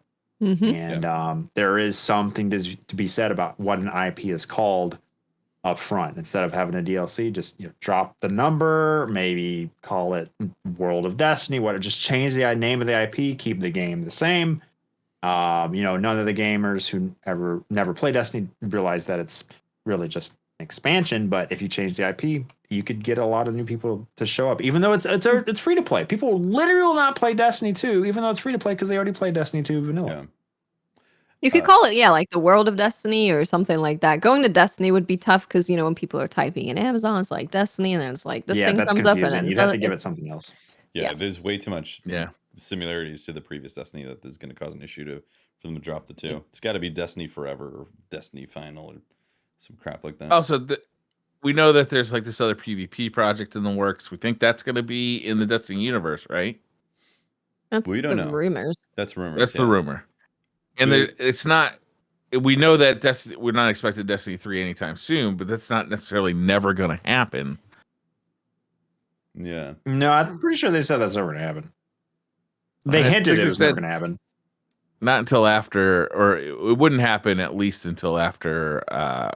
It was like 2024 or something. Like what was They basically said that the foreseeable future, Destiny 2 is what they're working on, and they don't plan to. Destiny's Destiny. Of course, And things could change. they want after an that, ever evolving world. Yeah, but they definitely did not imply that they're going to have another one.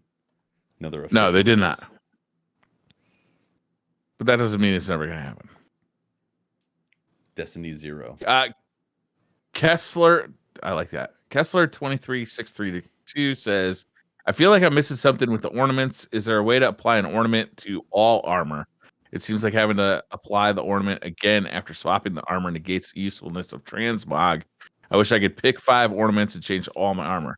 But what if you don't have all 5 pieces? That's like a whole situation. I think they mean per slot. Like for helmet, you always want the Mask of the Righteousness for your Warlock. And no matter what legendary helmet you use for your Warlock, it would always be Mask of the Righteousness. Oh, they can't make as much money if they do it that way. That's not going to make money off that. No. It's he means apply all Warlock helmets with. You would have already unlocked it. Yeah, you've unlocked it. You've applied it to one piece, but he wants to apply it to all his Warlock helmets. He wants a default piece that always gets applied every time he equips, no matter what legendary helmet. The default visual is always some sort of things he's unlocked. Yeah, which it just takes a couple more clicks, but that sounds like commitment. Apply all to my entire armor. I don't think a lot of people care for that. Yeah, that sounds way more useful. Though. Apply to the slot instead of the individual item. That's okay. That's fair. Yeah, that's a quality of life thing that could be added, but transmog in itself is purely the ability to take one piece of armor and make it visually look like another piece of armor. So it doesn't negate the reason for transmog, because that is transmog. What you're wanting is like another quality of life thing added to the transmog system, but transmog itself just means to take one piece of armor and put another look on that armor. And that's what it does. Honestly, I wouldn't mind, like chat says, a vanity slot, because there's times where I'm trying to figure out what I'm trying to equip and everything looks the same if most of them have the same transmog aesthetic to it. I think it's a good this is my good one? Wait. Yeah. Tofu says, with the Vault of Glass challenge run, a console team took number 17. With the hardware now available, can we now expect to see more console teams placing top 20 for world's first races, maybe even top 10? Was this like an unusually good showing for consoles? I'm not aware of this. Don't know, but number PC's 17 been is that kind of reigning the top. But I don't know if it's because like limitations on controller. Destiny, a lot of people say, like, when they say controller, they'll say console, and I have to correct them all the time. That Destiny 2 is a game on PC where there is a very high adoption rate of, I don't know what the number is, and I wish Bungie would tell us if they have the data, how many people use controller on PC for Destiny 2. That's a lot. Because it's a lot. People all the time. People are in chat are about to say, me, I'm on PC with a controller. It's super high. So I think it has less to do with input device. It has less, maybe, with next gens having higher frame rate, higher FOV, that definitely plays into it. But if you're super, super, super serious about the game you're playing, and you want the absolute best in every single facet, what are you going to do?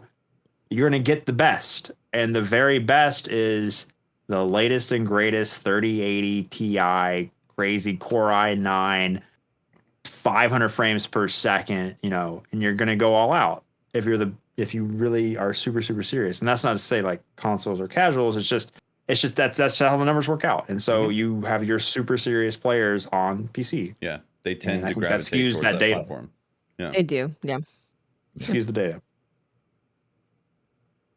Warden says, one question I have since Stasis and abilities are so dominant in the PvP arena at the moment, why isn't there just a game mode with all abilities disabled and perhaps no heavy ammo crates? Because it's probably not Destiny would be my answer. That sounds like a different video game. yeah. Also, Sounds like I bet it's Destiny 2 not year one. I bet it's not that easy to pull off, like coding wise, because you'd significantly branching a different kind of game. Like, what do you do in that instance if the player presses the super button or the grenade button or the, like what happens? Nothing happened. Do they just like do the grenade throw animation and not throw a grenade? Like, what do you get? Like, how much work are you willing to put into this other game now? Yeah, if you want a game that doesn't have abilities, then You could try Halo. Don't play Destiny. Right. Try And Halo. I used to actually have that same sort of thought process. Like when I was early into Destiny, I played 10 years of Halo, and I was like, man, feels kind of cheesy if I can just click this button and kill everybody. But then I realized it's not about it. Destiny is bigger than that. It's like it's about how the game fits together across all these different these areas: PvE, PvP, abilities, your guardian. If you strip all that out, then you're playing something else that doesn't work. I mean, yeah, you could try it, you could play with it, but it shouldn't be like a main vein of the game. No, it's definitely not a fix either, because like the thought behind the question is to fix this problem of everybody complaining about the abilities and too much stasis and all that, and it's a balance issue. Scorched was fun though. Mm-hmm. Hey, Scorched was fun. the abilities is what they're working on. We'll see. We'll see what the patch is like on Thursday. See how that feels. Yeah. Honestly, I wish stasis was just the problem with Crucible. It's not. It's too much special ammo, grenade launchers, basically anything that allows players to not have to shoot you with a gun, but they can just launch something at you without really seeing you or aiming. That's what's strong in PvP. We got the issue of them releasing way too many new maps, just constantly. It's like every Shoo! season. Yeah, right. I don't even have a chance to learn. Hornet's nest. Hit the brakes, Christ. Clabo says, any advice for someone who doesn't have a single raid clear because they're scared of comms and getting things wrong? Asking for a friend. I hate comms. I'm an introvert. Podcasts make me nervous. Sorry about that. I would say that after a raid is out for a decent time, that you'll find LFGs that you can pretty much run on team chat if you're on PC. I think that's a little bit more difficult on consoles. But once players are very familiar with Vault, you'll be able to make Oracle callouts easily through team chat. And it's not as much as a necessity to be in voice. I think the biggest thing it's is harder to raid with people who aren't in voice, though. It just is. And that's true. It will be more difficult, but it's more possible if you wait. You could try like I think actually Twitch streams are pretty good because you can find people to talk to in chat, and then you can maybe get to know them for a little bit and then raid with them.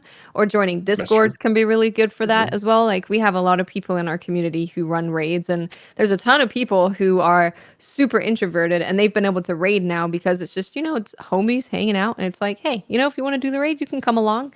So yeah, I think that is maybe a little less intimidating than just straight up LFG, because you're actually getting to know the people before you're jumping in. So already that they're not going to get mad at you when you mess up because you've talked to them. You've got to know them. Maybe you've done strikes with them without comms. And Yeah. I will say, though, just in general, though, if you're worried about screwing up and the experience of that, like, it's always better to say, hey, I don't know this, or if you made a mistake, be honest about it, as opposed to trying to conceal it or make it sound like you know more than you really do on that. Just, throwing that out there. Or blame it on Fran. No, actually, Blame it on better. Fran. It is better. Blame it on Fran. Actually, there's a bunch of people in chat who are saying there's a Discord called D2 Sanctuary, which is a Discord LFG that never requires a mic. So you could hit up that Discord. Nice. That sounds great. They make the Oracle callouts from the notes. You just have to have pitch perfect. Yeah, you gotta have perfect. Dude, have you seen the website that makes you practice? This website right here? I have, yes. Oracles. Dude, I've been playing this. I suck. I have a deaf ear, and like, it's so hard. Everything sounds the same. My wife can do it. People in chat can nail it, but I cannot figure it out, dude. Oracles. Scorpwood says mc.dev, by the way. Nice. I imagine you guys have already talked about this, but do you prefer raid exotics be drops at the end of the raid or quests that involve the raid? As someone who took 36 times to get Eyes of Tomorrow and 43 to get 1K, I'm not looking forward to the Vex grind. See, that we talked about this today on stream, actually. I want both. Sometimes I want RNG because of that nice little endorphin kick from am I going to get it, am I not? Is there a yellow exotic on the ground? I think with 1K, it didn't have bad luck protection originally. With Eyes of Tomorrow, Deepstone, it screwed up where it was like character based instead of account based. So hopefully with Vex Mytho class, it's that 5% or 10% base that gets a 2% increase every time you clear. So hopefully those outliers of like 50 or 60 or 70 clears needed to get Eyes of Tomorrow is not needed with Vex Mytho class. Hopefully it's a little bit maybe this mitigated. time around, they're going to make it so only hunters get the protection. Nice. That'd be good. Well, it did win Guardian games. Earned it. Earned it. I'm 0-6 on Mythic class though, so I'm kind of leaning towards having a quest. But like Divinity, for instance, if you haven't gotten Divinity yet, how could you possibly get Divinity? Like, who is gonna like want to do a Garden Divinity run? So that true. It's tough. It's pros and cons to both, and I think just having both suits me best. Yeah. I'm a little lazy, and I'd prefer to keep running the raid over and over again than do a quest where I have to ask a bunch of people to help me. Right? Yeah. I'm like, let's just keep. Unless you get it early. Unless you get it early. Like, everyone's like, oh, 5 out of 6 people want to do a Divinity run. Well, hell yeah. But then you're like, 2 years later, you're like, you want to do Divinity? What is this? 2019? Come on. Yeah. It's like right now, asking people to do the Mythic class Catalyst with you is really awkward because there's people like, yeah, I'm 0-6, I don't have it. It's like, you want to, run the whole raid and go stand and shoot oracles? Yeah. Like, no, left, no, right. Oh God, come on, please. Yeah, I think like if you want to.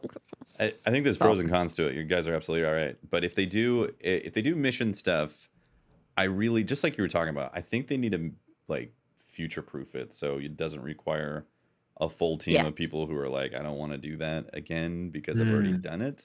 I think that would be better in the long run. Make sure over time it doesn't become less accessible. Yeah, like but you'll have a quest for people. I like when they have the quests and they have the hard things to get, but then eventually it gets added to like either the common loot pool or to Xur. Like 2 years later, I think it's time to start looking like maybe we got to add this to a more easily accessible like place where new players are going to be able to get it, or players who missed out and can't get a group to run, Divinity or whatever.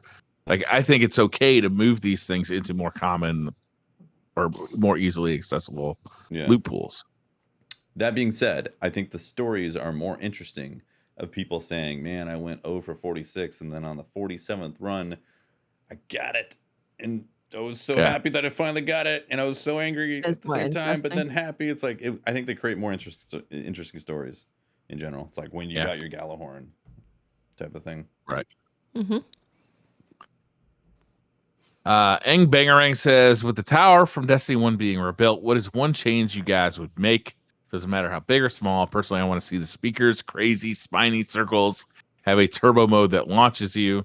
Thank you guys for being the best Destiny podcast. Oh, thank you. Yeah, also, yes, I want that. I could see more phallic symbols in general.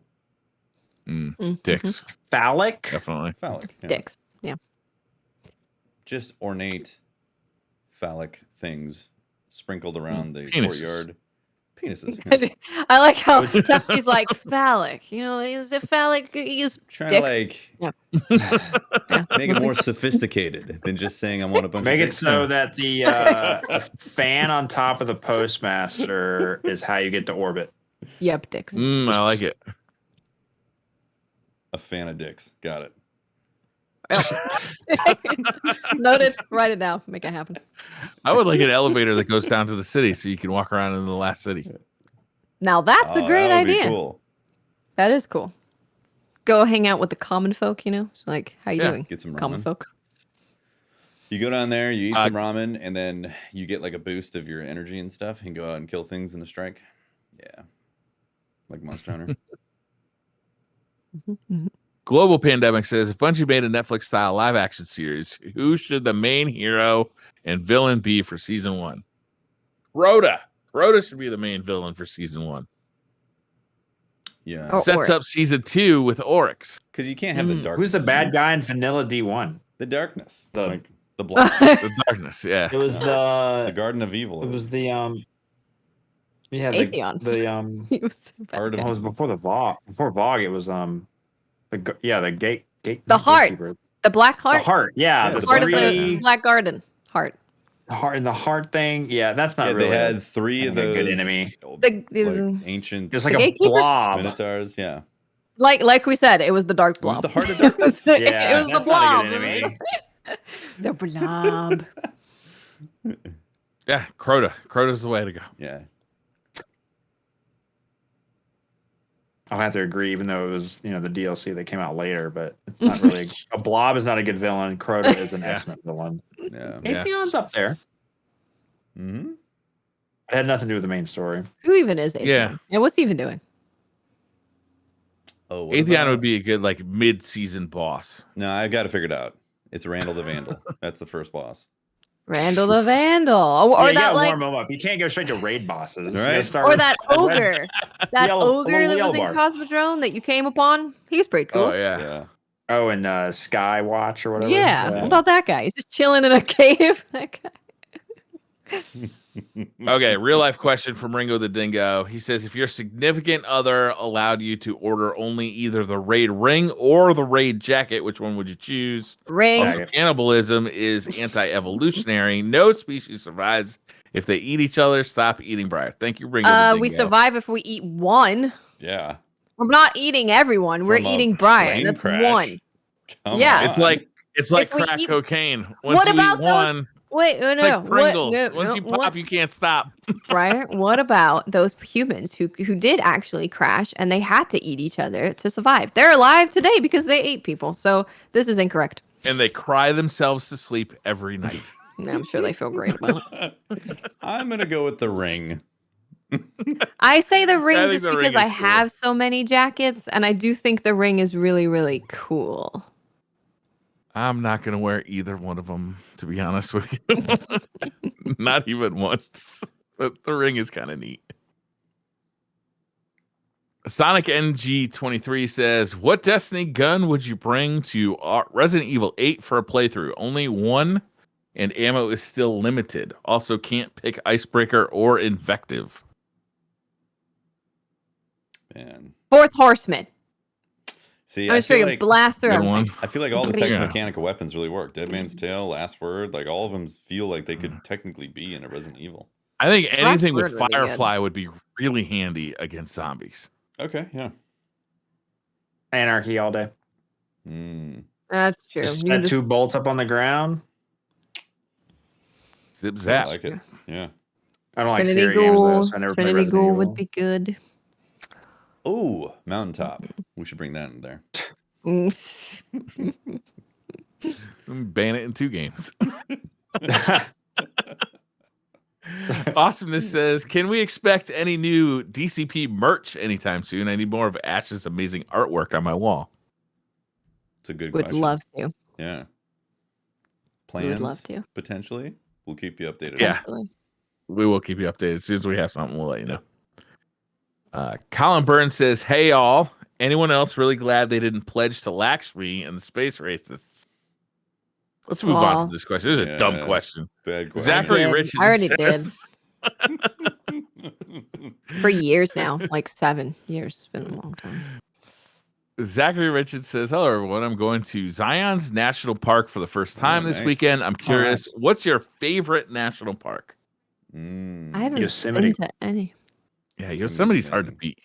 Granite monoliths Mhm. just coming out of the ground, just straight up like a mile high. Nature's Like a cathedral. penis. Half dome. Nature's It's just phallic once you symbol. see it, it's just Yeah, I climbed Half Dome on the back. You know, with the ropes wow. going on there. Yeah, it was pretty Sounds awesome. fun. Got cell reception. No, up there, thank too. you. I like to look at it.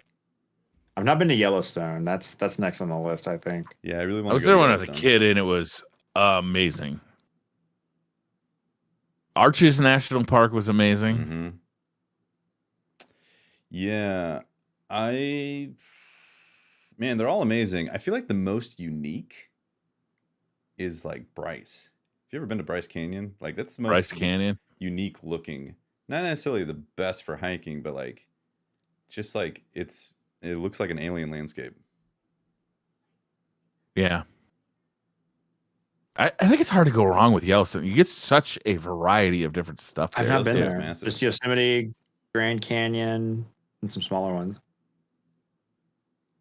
Six Flags. That's a good answer. You know, actually, Disneyland that's not a bad idea. That's kind of fun.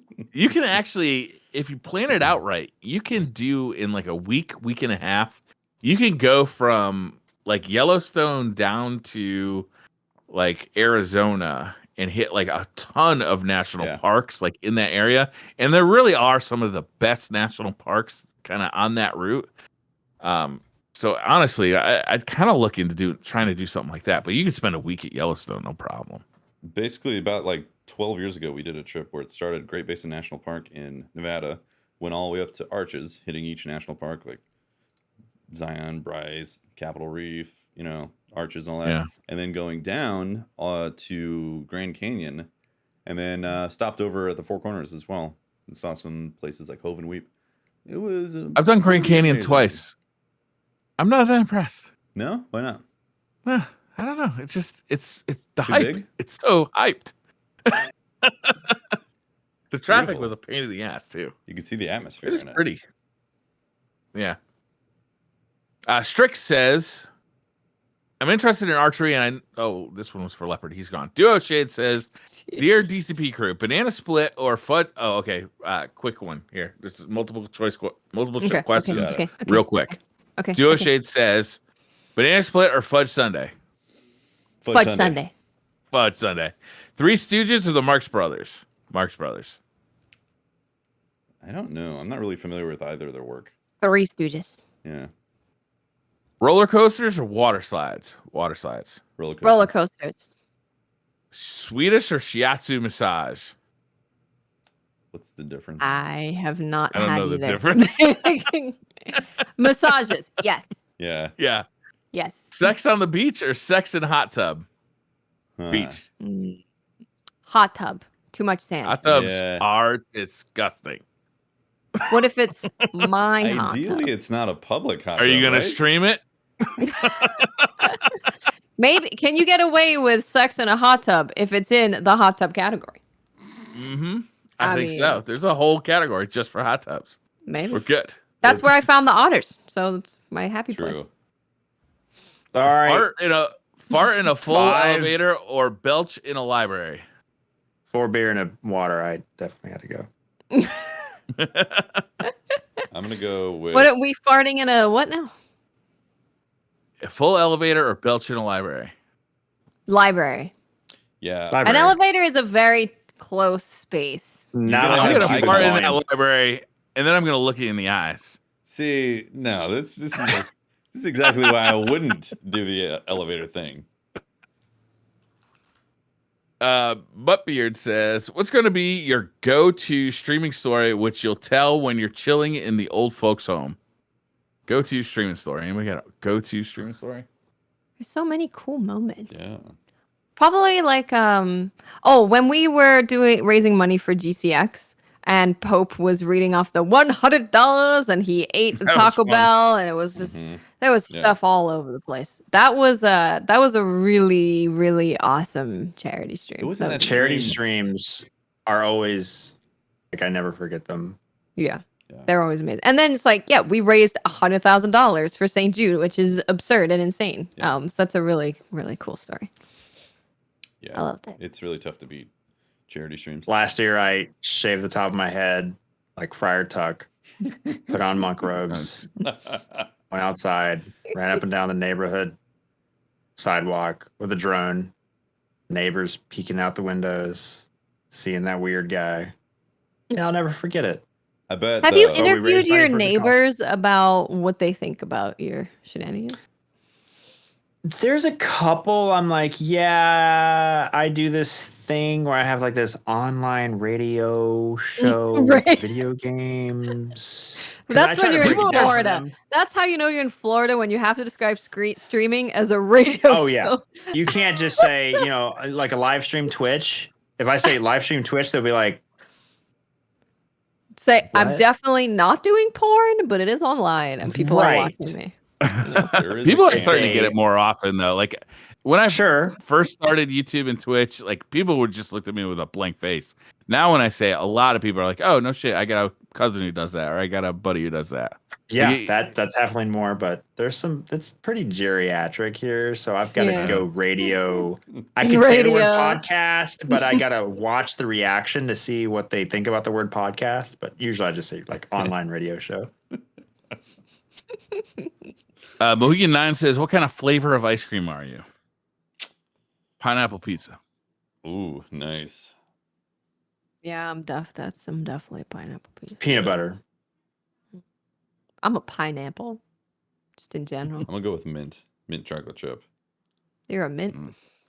And historically, That I is a haven't been. pretty cop answer, isn't it? No, I think That is the that's most pretty cop of cop-like. answers. That is a pretty All right, cop answer. Listen, I've recently discovered I have a bit of a peanut allergy. A little bit, not a massive one, not a deathly ill one, but like a bit of I get a bit of reaction to peanuts. And I was like, that's awkward.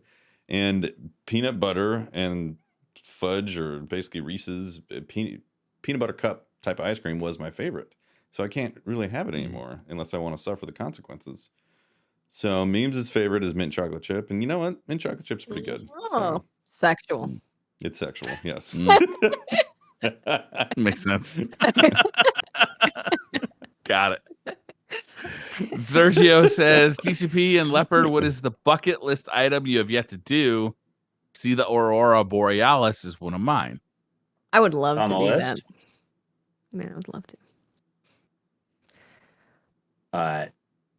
My wife and I love to travel, and international travel is huge on our list. But like our honeymoon was Mediterranean cruise, so we flew into Rome, went up to Florence, southern France, Barcelona, London. That sounds amazing. But I think next on our list is either Australia, New Zealand, or like Japan. We're interested in. Like we've done Europe a lot, and I think that's like a good introductory international area for like Americans, Mm-hmm. because it's like, yeah, lots of English, and now I want to go like further east, Japan, or like probably start with Australia and New Zealand. I feel like be easier to ease into, because I'm always like anxious about not knowing what the hell to do. But yeah, my bucket list is just travel the world. I hate just being in one corner because I'm always inside one house. I want to expand my horizons. I can understand your eagerness to get out of Florida. I think I'm in the same boat with like traveling, because like I haven't been to Europe. There's tons of places that I want to visit, and I've basically chosen professions that have absorbed my life Yeah. to as much nth degree as possible. And I'm realizing as I get older that I have to make time for those choices of travel. And Mm-hmm. like You do. that's my bucket list, is I want to go visit as many places as possible. That's the one downside about working for yourself, is you never take any time off, right? It's Mhm. like, There's no paid vacation. There's no No. paid You vacation. take time off for 2 weeks, it might take you months to earn back what you lost for those 2 weeks. Mm-hmm. So you and, just and have you're going to to be earning at a lower level probably too. Yeah. I really, really want to see the pyramids. Like, I really want to see them. I want to go inside them. I want to explore. Like, I'd love to see the Sphinx in person. I'd love to see a lot of Egypt. I'd also really, really like to take a motorcycle trip down the western edge of Spain in Italy. Like, kind of like a long motorcycle trip. Like that sounds nice. a month or two. Yeah. These all sound amazing. That's too scary for me. Ramon Carcelas Garcia says, I recently bought some Crocs and I don't feel sexier. Is there anything I should be doing? What's wrong with me? What's the tips for feeling super sexy in Crocs? How much oil? Socks. You gotta wear them in bed Socks. for one thing. Yeah, but how much And oil do wear you 'em in your apply hot to tub? your whole body when you put the Crocs on? I think he's slide lacking in oil. That's easy. right. Right? Could be Oil. that. Yeah. Oil up. Are you wearing other need the clothes? sheen. Because that's a mistake. Yeah. Put him in Crocs sports first. mode. Pump him up. Maybe, Ramon, and I'm just guessing here, maybe you're somehow self-conscious about wearing Crocs. And that's what's holding you back. You gotta Crocs are not footwear, they're a state of mind, and you've got to embrace it before you can feel sexy no matter what you're wearing. That's true. It's the confidence to always wear Crocs and feel sexy that makes you feel sexy. So you need the confidence first. Crocs your All way. right here. There it is. Crocfidence, you could say. You could. You probably shouldn't, though. It will make you feel sexy. Maybe. MTL Rocker says, I took your advice and tried shower beers today. It was great and pretty liberating. However, my boss disagreed, and I feel like tomorrow would be my last day for showing up to work drunk. Do you know anybody hiring? How many beers did he have in the shower? How long were you in the shower? You drinking a keg? Shower keg. Brought a whole keg into the bathroom, started pumping beers while you're taking a shower. Shower handle of vodka. Yeah. I've never heard of shower beers. Oh, shower beers is the best. Just I drink waited until a beer at in least the 8 shower. a.m. Oh, you never take showers at night? Occasionally. Yeah, I guess that could work. Like if I want to feel really fresh before I get into bed, it usually helps me sleep. Have you ever had a morning beer? Or if like you're going out, you're taking the wife out for dinner, you maybe even working outside, you got to take a shower. You got to pregame a little bit. Drinks are expensive, you have a shower beer. No, I definitely pregame, but like 90% of my showers at 5:30 a.m. So I get a couple late at night, but maybe you should do some shots. Some tequila shots at 5:30 a.m. Shower shots. Yeah. at 35? Oh, A tequila sunrise. Mm. It's got OJ right in it. Yeah. It's just a perfect way to wake up. it's a breakfast. You are in Florida. Come on. That's true. Dreadnought says you can choose any famous person to attend your funeral to give a eulogy. The goal is to confuse all the guests. Who would you pick and why? To confuse people. A random question. Yeah. Hmm. I don't want to confuse people. I don't want to have a funeral, to be honest with you. I guess it would be someone who doesn't speak English. That would be good. Wow, famous. How about Canadian. T-Pain? And he just goes up there and says, "What?" No. Lakshmi. I'm picking Lakshmi. That would be a mighty confusing situation. Carrot Top. Watts Carrot isn't Top is allowing great. any other races to her funeral. That's Lakshmi. I really like Carrot Top. Yeah, that's a funny one. Carrot Top is amazing. Dayman says, "What are some real life perks that you wish came with your clothes, car, etc.?" Not being tired on my clothes would be pretty cool. Yeah, extra +5 to energy all the time. On all of +5 to intellect. Yeah, strength and all that stuff. Okay. What about those When we go glimmer down to perks? Guardian Find more Con, glimmer? how about +5 to coolness? If you wear Crocs, you don't need that. Yeah, you already got the Crocs, man. You just You got the Crocs. you're already past the 100. You're just No, not stats. like looking cool. I'm talking about it's fucking hot down there and I'm sweating my ass off. just spec for stasis. You're good. Wear more Crocs. Get you some Croc pants, a Croc shirt. It's got holes in it. It's got to be pretty breezy. I'm guessing a Crocs shirt would not be that breezy. -5 to swamp ass. Subsistence on the car for gas. Excellent. X5. That is excellent. That is. Is there one that avoids cops? You might have to quit the quitting podcast perk. Yeah, invisibility. Yeah. Dayman says, "What are some real life perks?" Oh, never mind. It says, Vitamin P says, "Burning question. What's y'all's go-to breakfast if you've got time to make your favorite?" Sausage gravy. Is it white gravy? Sausage gravy, yeah. Eggs Sausage Benedict. gravy and biscuits. That is Benedict's good. It's up there. That is a southern dish. I remember my grandparents came up to visit in Connecticut, and they're like, "They don't have sausage and biscuits at McDonald's here." Like, I don't even know what you're talking about. If I've got the time, I'd probably do the Japanese breakfast that I was doing. So it's like you put the rice in the rice cooker, you put the rice vinegar in it, you put it into like, it's kind of like a fried sweet tofu thing. You stuff the rice in there, you get some miso soup, you get some pickled vegetables. What else? Whatever else you want to throw in there, fruit. But that's always, it makes me feel fancy. So you got all those little dishes of different things. Watch, you misheard. Like, You misheard. They said breakfast. Fancy. That is breakfast. Sounds like Briar's hanging out with too many Lakshmis. That's true.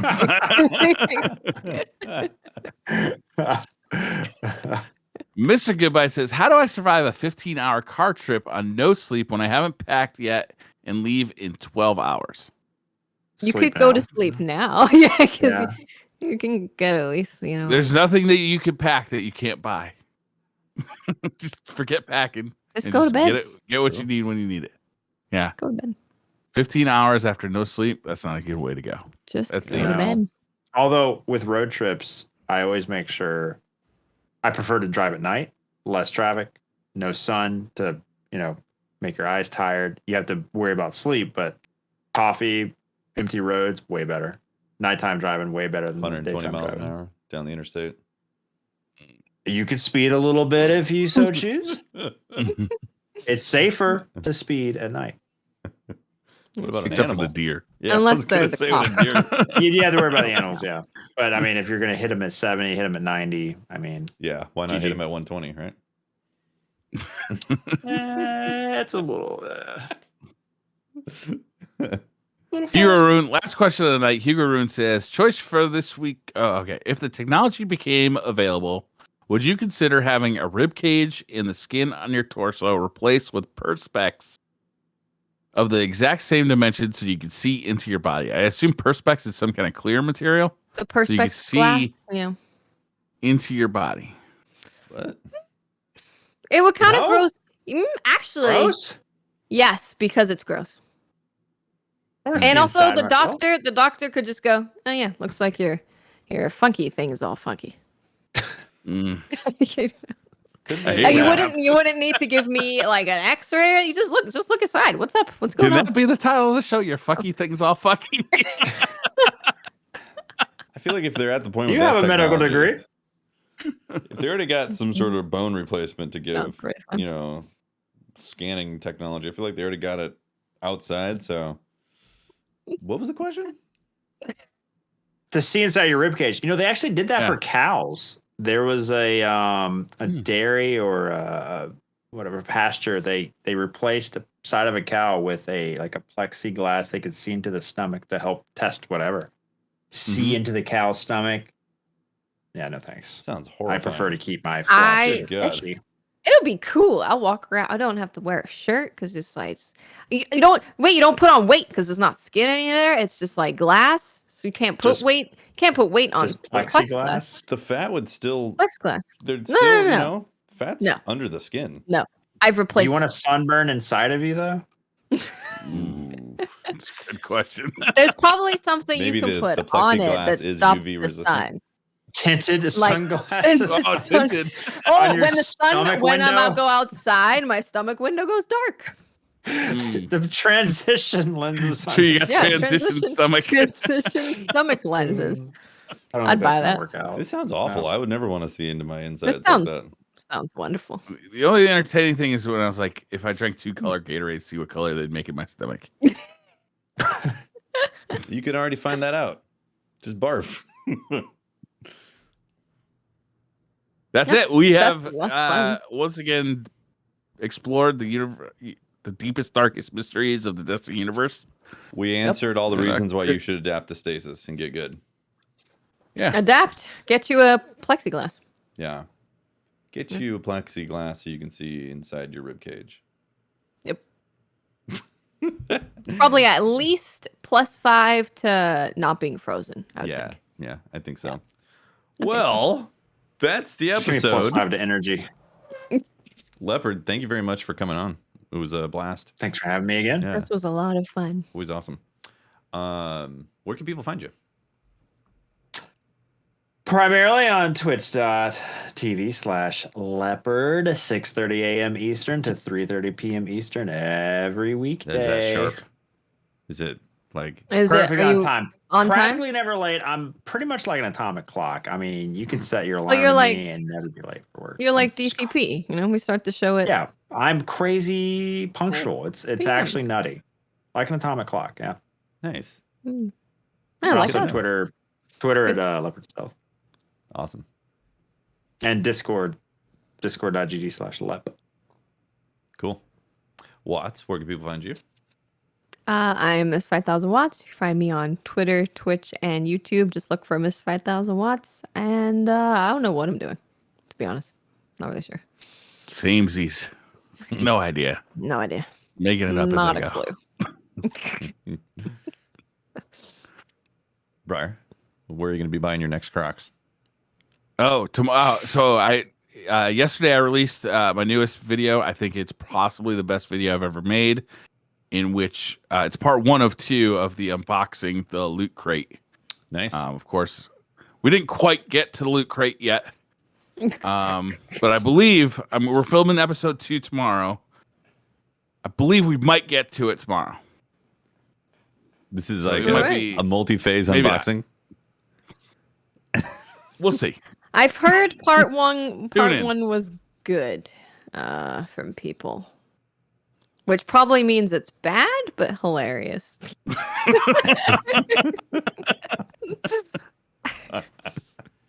Excellent.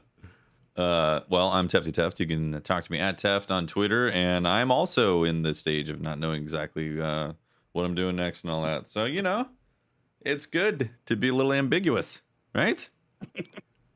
Are you in Dado's? Are you in Dado's apartment?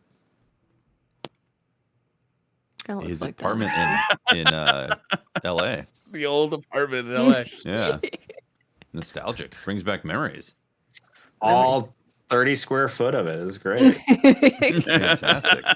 the what's the beds that fold up? What are they called? Hide a bed. The What? Hide a bed. hide a bed. No. I've never Well, no, heard it it was, called hide a bed. Dude, Trundle. Futon? No, the beds that go The up into the flipper? wall. They have a The specific name. flipper. The flipper bed. Yeah. Murphy bed Chat's in in there. chat. Hold on. Murphy bed. Murphy There it bed. is. Oh. He Never literally worried had about that. And if that wasn't up, you couldn't make it to where I'm sitting now. That's great. That's amazing. Also, shout out to our Patreon members for making the show happen. Thank you very much, guys. And shout out to our Twitch subs as well. That's it for the episode number 240, the halfway-ish towards 420 episode. The Later. 420 if you have some puzzle happening. Puzzles. Puzzle. Smoke them if you got them. Smoke them if Smoke you got them them. if you got them. Puff, puff, pass. Puff, puff. Don't let I got the Pepsi know. puff puff pass debuff. I need a pass. right, that's the episode. Thank you very much for watching. We'll see you next week. Bye, everyone. Thanks, guys. Bye.